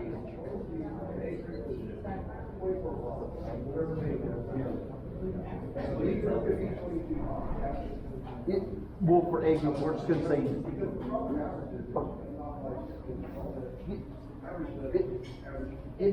Yeah, that's what I'm saying. If you include all that, yes. Yeah, well, just rolling average. Yeah. Oh, rolling speed. Yes. And I am going to implement that this year. I'm sorry, what were you saying, honey bunny? Basically the same thing you did. Yes. But rolling speed is way different than average speed. Yes, and I'll make that distinction this year. Maybe we can have a sidebar later for Yeah, that's what I'm saying. Yeah, average speed versus rolling speed. Yeah. Got a question? Oh, yeah, who's got a question? One last question.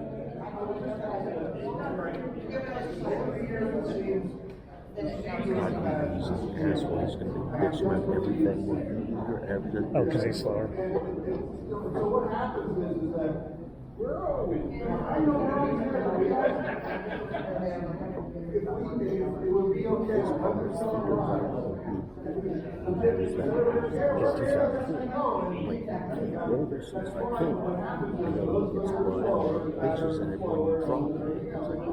We had a fight in the club, and we ended up walking out. Yeah. Speed being me. I ended up being on route 3 by myself. Yeah. Well, then again, that's sort of a personal responsibility. So if you roll out, not you personally, but if you roll out the B group, and if B group's going to be about 17 to 18, but you're only going to average 15, that's not on the group, that's on, not you personally. There wasn't a C group to go with. That's Bike Around the Bay. What he's talking about is Bike Around the Bay, and you're talking about for Bike Around the Bay. And what Emma's what. So last year, I am the secret, right? I end up being by myself. And again, it's my fault, and I'm slow, I'm old, and I'm fat, it's my fault. So, yeah, he rolls out the beat I and end he up gets by blown myself. up, and then he bitches at me. At the beginning, have that. You're about to take Who it. was the secret? You have to be with Let's the go out 15. separately. You're rolling out way too Average. fast. This team loves to have it 17 to 18. That is not true. Ignore him. Yeah, move on. Moving on. Moving on.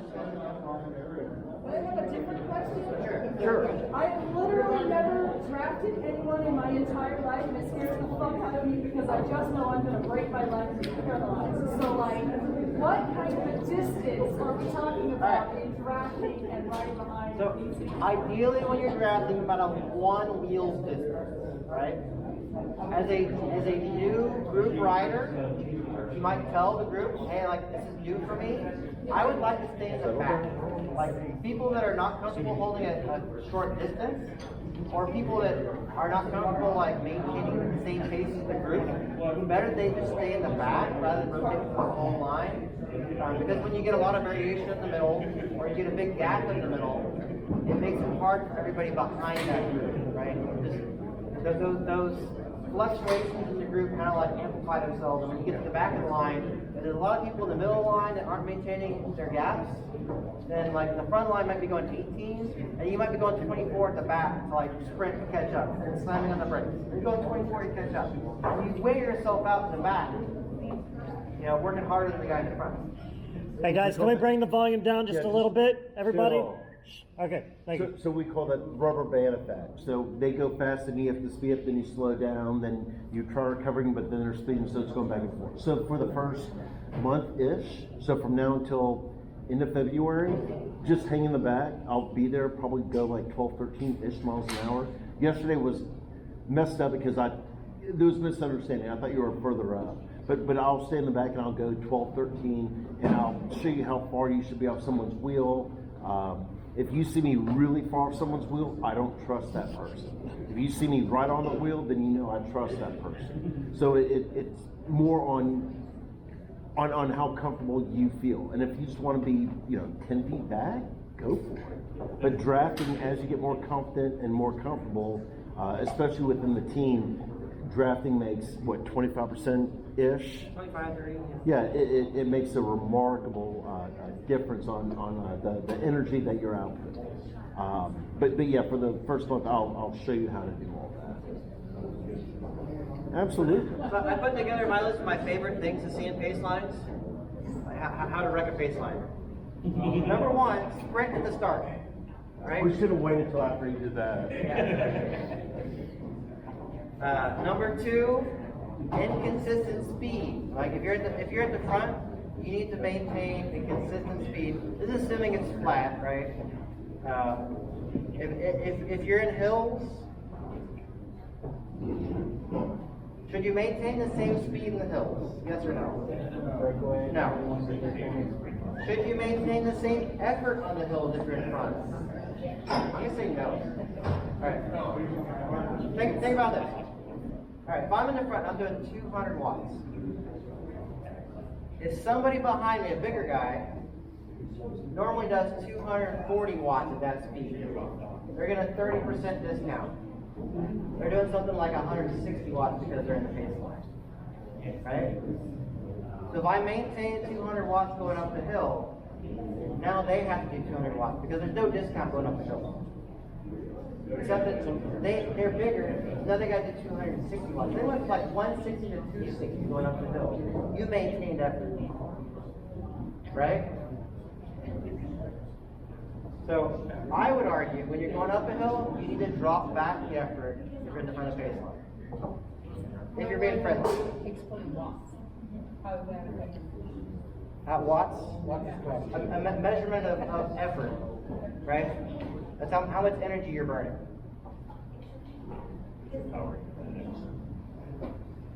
Does that make sense? Any questions on that? Like we talked about a little bit before, when you're going over a hill, if you're leading the pace line, you need to back it off right when you crest the hill. Like, wait for the whole group to get over the hill before you go down the hill. Once everybody gets going down the hill, yes, you need to pedal. Put some effort into it. Get as much momentum as the group can get when you get to the bottom of the hill to go back up to the next one. But don't take off as soon as you get to the top of the hill, because I've done that before, and like, I find myself all by myself in the pace line, like behind me, right? Whoops. That's on hills. Other things we talked about, Barry talked about the rubber band effect, the yo-yo effect. When you're in that pace line, you got to control that space between the person in front of you. Look 2-3 bikes in front of you to see what the gap is doing overall, right? If somebody in the line is not maintaining their gap very well, ask them to go to the back, right? There's no harm in doing that, but if somebody leaves a 10-foot gap, nobody's getting any draft 2-3 bikes behind that. And if they end up dropping, then you have a big gap to kind of close, right? You don't want those gaps to form. Staring at the wheel in front of you. Even though you're in a pace line, you need to be looking all around you. Look 2-3 bikes in front of you, but also look down the road to see if there's hazards. Pay attention to what people are calling out. If all you're focused on is that wheel right in front of you, that's a disaster waiting to happen. And as I said, blowing through lights. Again, if you're in the front of the line, you got to consider all the people behind you, and can they make it as well, right? Any other comments on things you can do to just cause disaster in pace lines? I kind of have a very stupid question here, but I've been trying to figure this out. When you are in a pace line, so you want to keep the person that is in front of you like within one wheel distance, right? But is there any moment where you can pass that person, or like for whatever reason? Like, you don't ever want to overlap wheels. right? I mean, passing, no. Well, if you're in a pace line, you're generally not passing. Like the person in front peels off and goes to the back. We don't pass people in the pace line. Occasionally, like if your speed's just like a little bit too high, like you can pull off like 4 or 5 feet outside the pace line.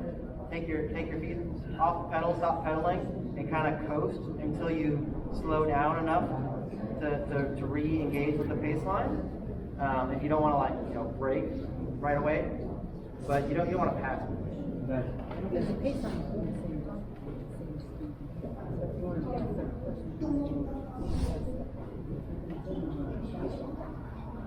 The next option on the pace line is the double pace line. So if we have enough room on the road where we can ride 2 abreast and we got a big group, a lot of times we'll go double pace line. And so in this graphic, it's showing both people at the front sealing off at the same time. I generally try not to do dual peels, like have one side peel, wait for them to get to the back, and then have the other side peel. That way you don't have 4 riders across, and keep it to 3. But if you have room, you could do it that way.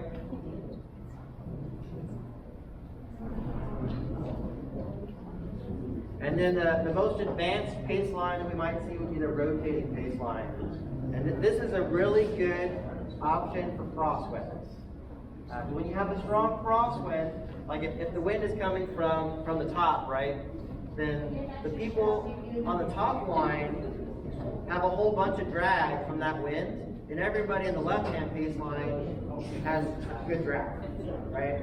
And so we see this time and time again, like if you're doing a regular double pace line, the right lane, the right lane, if it's coming from the top, they drop riders because they're all working really hard. But if you go to a rotating pace line, then you all get the benefit of that draft from the side. Now, it's a very challenging thing from a timing perspective.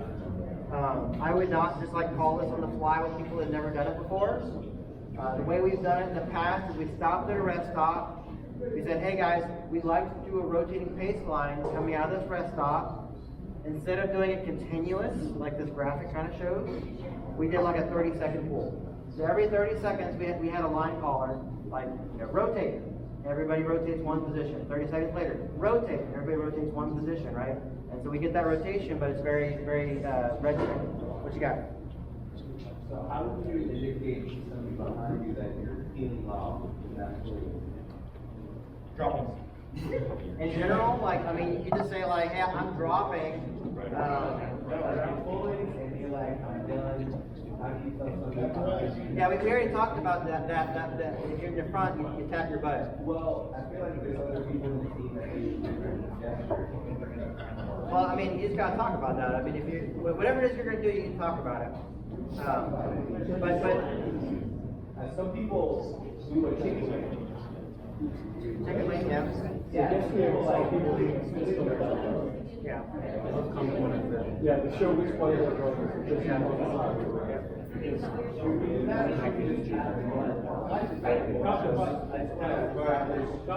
side. I've always thought tapping on the butt was the way to go.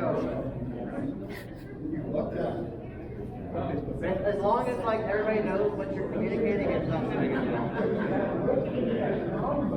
Just as long as everybody's on the same page, and that's what we want to do. There's other gestures, and you're well, did you see me do whatever I do? I know. Remember in our meeting, he said we're tapping the butt. You're on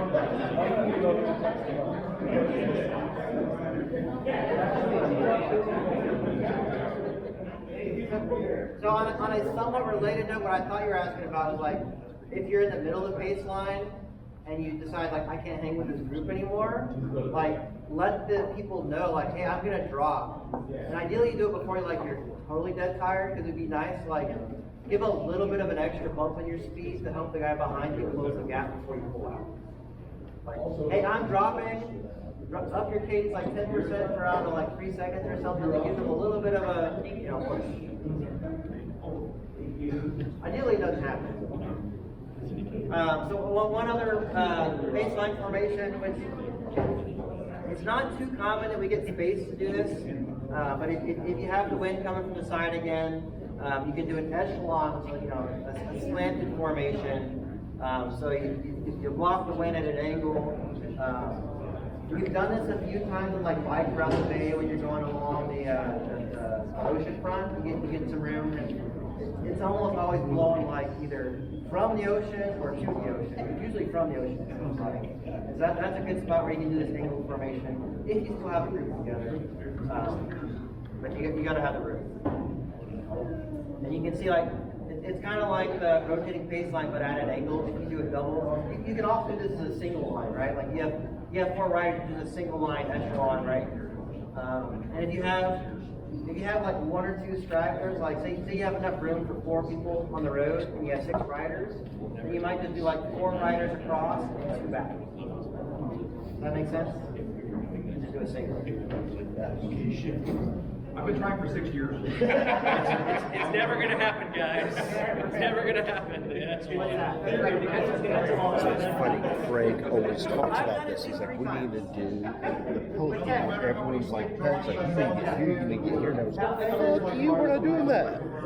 There were no cards. That's the thing. You can't have cards. And every time Craig says, just trust me, get on my wheel. But every once in a while, I think on your wheel like that. Never have. But it's not that hard. So do this here. I thought I'd go through the safety quiz. What's up? This is the last content we have. We got 20 questions. These are the questions that they're going to ask on the safety quiz for the MS Society, which if we all do the safety quiz, we get some safety award, right? You might Something get, like that. We might get the option to roll out first. Oh, maybe. Because they have a round for it. But we have to do that and like have a bunch of people do the group riding skills class and all that stuff, right? Well, I mean, It's possible. I saw Brian, he said, we don't have to do the Ride Marshal every 50. Like he said, they'll make an exception for us. Oh, really? Yeah.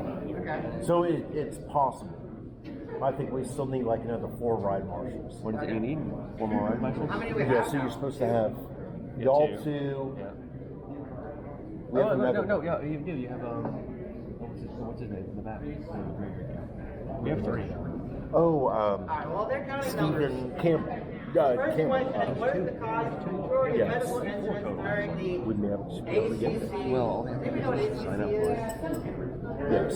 Oh, no, so Ride Marshal's one of our The team. Texas MS 150 from So Houston to we're College not gonna do Station. that. So you Is can it do sunburn, 150. heat stroke, You're not road gonna rash, or dehydration? Oh, I know you don't. But we did have a few. Dehydration. Some teams do because they need them. For Most years, right? If it's cold, it's not going to be dehydration. Yeah, yeah. And most years, it's relatively warm. We do, and but you get a we're- lot of dehydration. People don't drink enough. I get enough free beer. You're happy? Heat stroke and dehydration are kind of like, they're related, right? That's just how Question number 2, which one of these is not good psychic etiquette? Remember, they're not.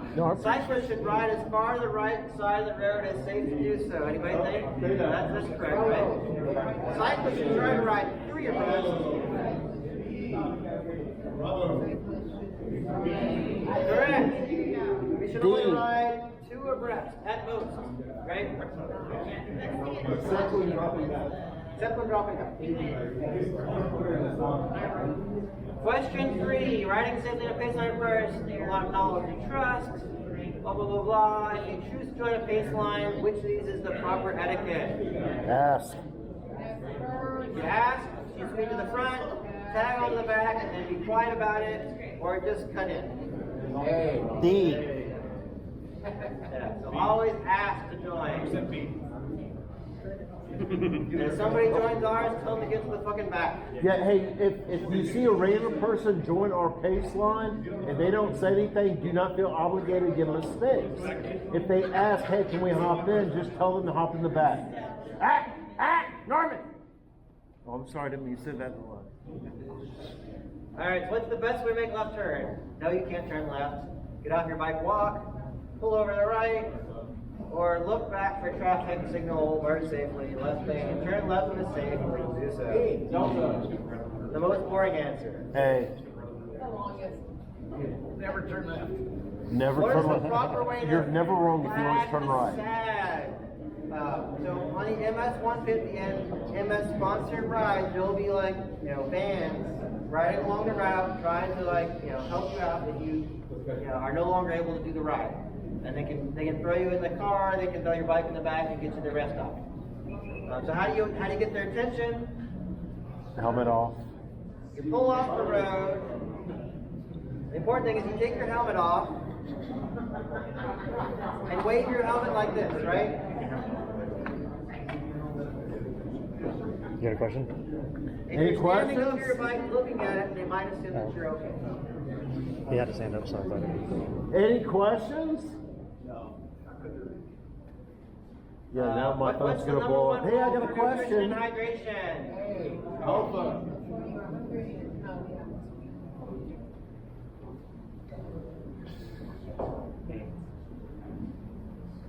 There's so much food in MS. You can date with Alright. Oh, yeah. What should a rider do when stopping for a mechanical issue with their bike?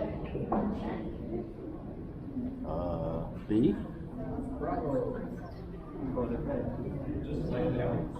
Swerve randomly across the road and hope someone sees you? Stopping, I got right away. Yeah. No different than any other time you're stopping. Just call out slowing, use your hand signals as best you can, and pull over to the right. Yell out loudly if you're with the St. Arnold's group, right? Yes. You just pull over to the side and stop. The pace one's going to keep going. But if you say, mechanical! Most of us There's a will good stop. chance they will stop. And wait for you. And help you out maybe if you need help. Yeah, hey, if you do have a mechanical, at least be very vocal. Every once in a while, we'll get someone that will just sort of, yeah, and just go on the side of the road and stop, and we don't know what's wrong. Tell us what's wrong, and we may be able to help. Generally, might, maybe, depends on our mood, how far we are. But definitely say something. You have to communicate with us because we're not mind readers-ish. So where in the lane should you typically ride, either by yourself or in the group? Middle of the lane, where the ride is safe or practical, left side, anywhere you fucking feel like, or left side, the ongoing traffic flow. E. Clearly. With a beer in your hand. Yeah. That's in LaGrange, or at that little. Everywhere. Yeah. Or They the give you right a is beer. practicable, which could be the middle, could be the left. What is the most common cause of bike crashes? Front wheel contacting a rear wheel, cyclist in a car. Well, I mean, they say vehicle, car. A cyclist is a vehicle. I think they mean car. Could be A or B. Not All the flipping, above. or road hazards. All the above. I reject your Official reality. answer is front wheel to rear wheel contacts. Personally, in my experience, C is what I see the most of. So what's the deal with Right? the ticket thing? If you pay the $10, you should have a ticket. And here's a couple things. We're almost done. Pain's gonna be over soon, don't worry. Is it a bike crash if you stop Are you and recording? then fall over? Oh. Maybe? It's a bike accident. It's just going on YouTube. So what should a cyclist do when entering a rest stop?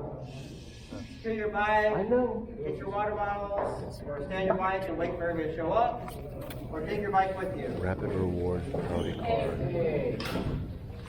Oh, so you're saying you want a raffle ticket? Sure, why not? Heat acclimatation is the single most thing you do to avoid dehydration problems during hot weather.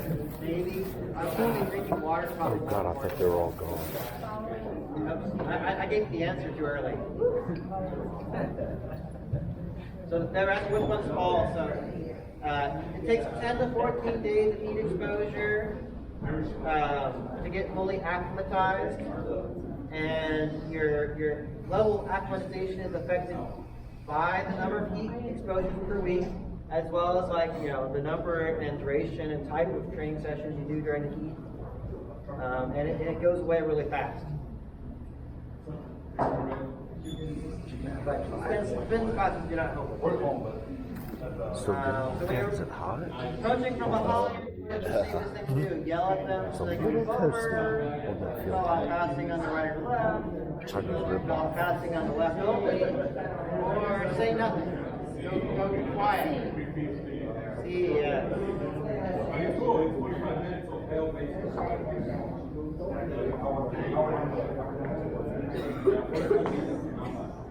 the only thing I would say about this is like, if somebody's being like completely opposite, and there's like 3 riders hugging the center stripe on the road and stringing out to the right, and you only space the passing on the far right. You say, hey, passing on the left. They're like, fuck you. You say, hey, I want to pass the left. They say, fuck you. Like, Challenge accepted. at some point, you want to pass them. You don't want to go in oncoming traffic. If there's room to right, like something like that, I might consider passing north. Generally, you don't want to pass them. Hopefully that doesn't ever happen. So what do you need for a proper helmet fit? They need to be level, half inch, 1 inch above the eyebrow, 1 inch strap snug. You want the Y strap below the ears. Should your helmet be snug? Hopefully you all get this one right. What you expect each time you ride. Did I get it? What should you carry with you? I think we covered most of these. ID card, bike tubes, something to change a flat tire, how do you inflate it, insurance card, important health information, some kind of money, cash and credit card, cash for sure, credit card if you can, all the above. When you ride on the left of the center stripe, never. Yeah, and for the MS-150, never, ever. Like every once in a while, someone may do it during a training ride. I'll probably give you a little grief, but never do it for the MS-150 because you will get your ass chewed out. The issue with the MS-150 is that it's so crowded. Like if you cross that center stripe, you might not be able to get back across the other side for like a mile, right? So there's a car coming the other way. How are you gonna get back in? Pray. Yeah. When you approach an intersection, the stoplight, what should you do? Call out, follow law enforcement, obey the law, prepare to unclip, or hold your line. All of those things, right? Yeah. The road's wet, what applies? Need more space? Do not apply. No, do not apply it. Care should be taken when crossing painted lines. There's no need to slow down. Or turns should be negotiated more slowly. Yeah. So, all those things except for C. If there is an accident, which unfortunately there are from time to time on the MS-150, what should you do? You speed up to get it clear the area as quick as possible. You go left of the yellow line. You walk your bike, or do you ride in your grass? Ride in the grass. Whatever the Ride Marshal tells us to do. Yeah. So if you were the first person in the scene, you might stop to see what can be done. But the first Ride Marshal that gets there should stop and check on the person who's down. And then the second Ride Marshal to get on the scene will help direct traffic. And oftentimes they're gonna ask you to stop and walk around. Sometimes they might just say slow and ride around. Whatever the Ride Marshal or the law enforcement officers are asking you to do, please follow those instructions.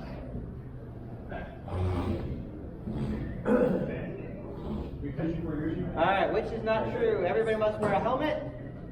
May not use headphones or earbuds. Do not have to use your rider number.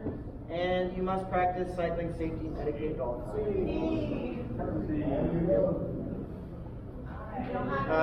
So you will get a number, 1 for your helmet for the forehead, 1 for like the top tube of your bike. All for photos. You'll get a number that like hangs down like right here. Identifies. And then they'll give you a number It's a giant fucking sail that goes like this. And you do not need that. You do not have to have that one, right? But if you want photos, If there's a tailwind, put it on. If there's not a tailwind and you really want photos, then put it on. If you don't give a shit about photos, don't worry about it. They will also give you 2 luggage tags, which we have private luggage transport with St. Arnold's. If you're not using the St. Arnold's transport and you need those for your luggage bags, but you can put those on your bike if you're using the St. Arnold's stuff. Yes. Right? Vast majority of us just put on our down too. Sure. Yes. There'll be, actually I just posted the mega post Thursday, I think, and it goes over everything. Yeah, showers, bring your own soap, washcloth, all that other good stuff. If we're whips and decide to use the hotels, what type of shuttles in going to hotels? That, so we have to wait for the MS Society to announce all that stuff. That's out of our control. They'll probably come out into March, beginning of April. Yep. We're almost done. Yvonne. What's the weather look like, Barry? Huh? What's weather condition? Crappy. It's gonna be Shit. great. Expect the worst, hope for the best. No, like for beautiful. right Oh. now. Like, if we want to do the drills. If y'all want to do the drills, more power to you. I'm going to do the raffle first, though. Hold on, let me look. That's the end of the official presentation.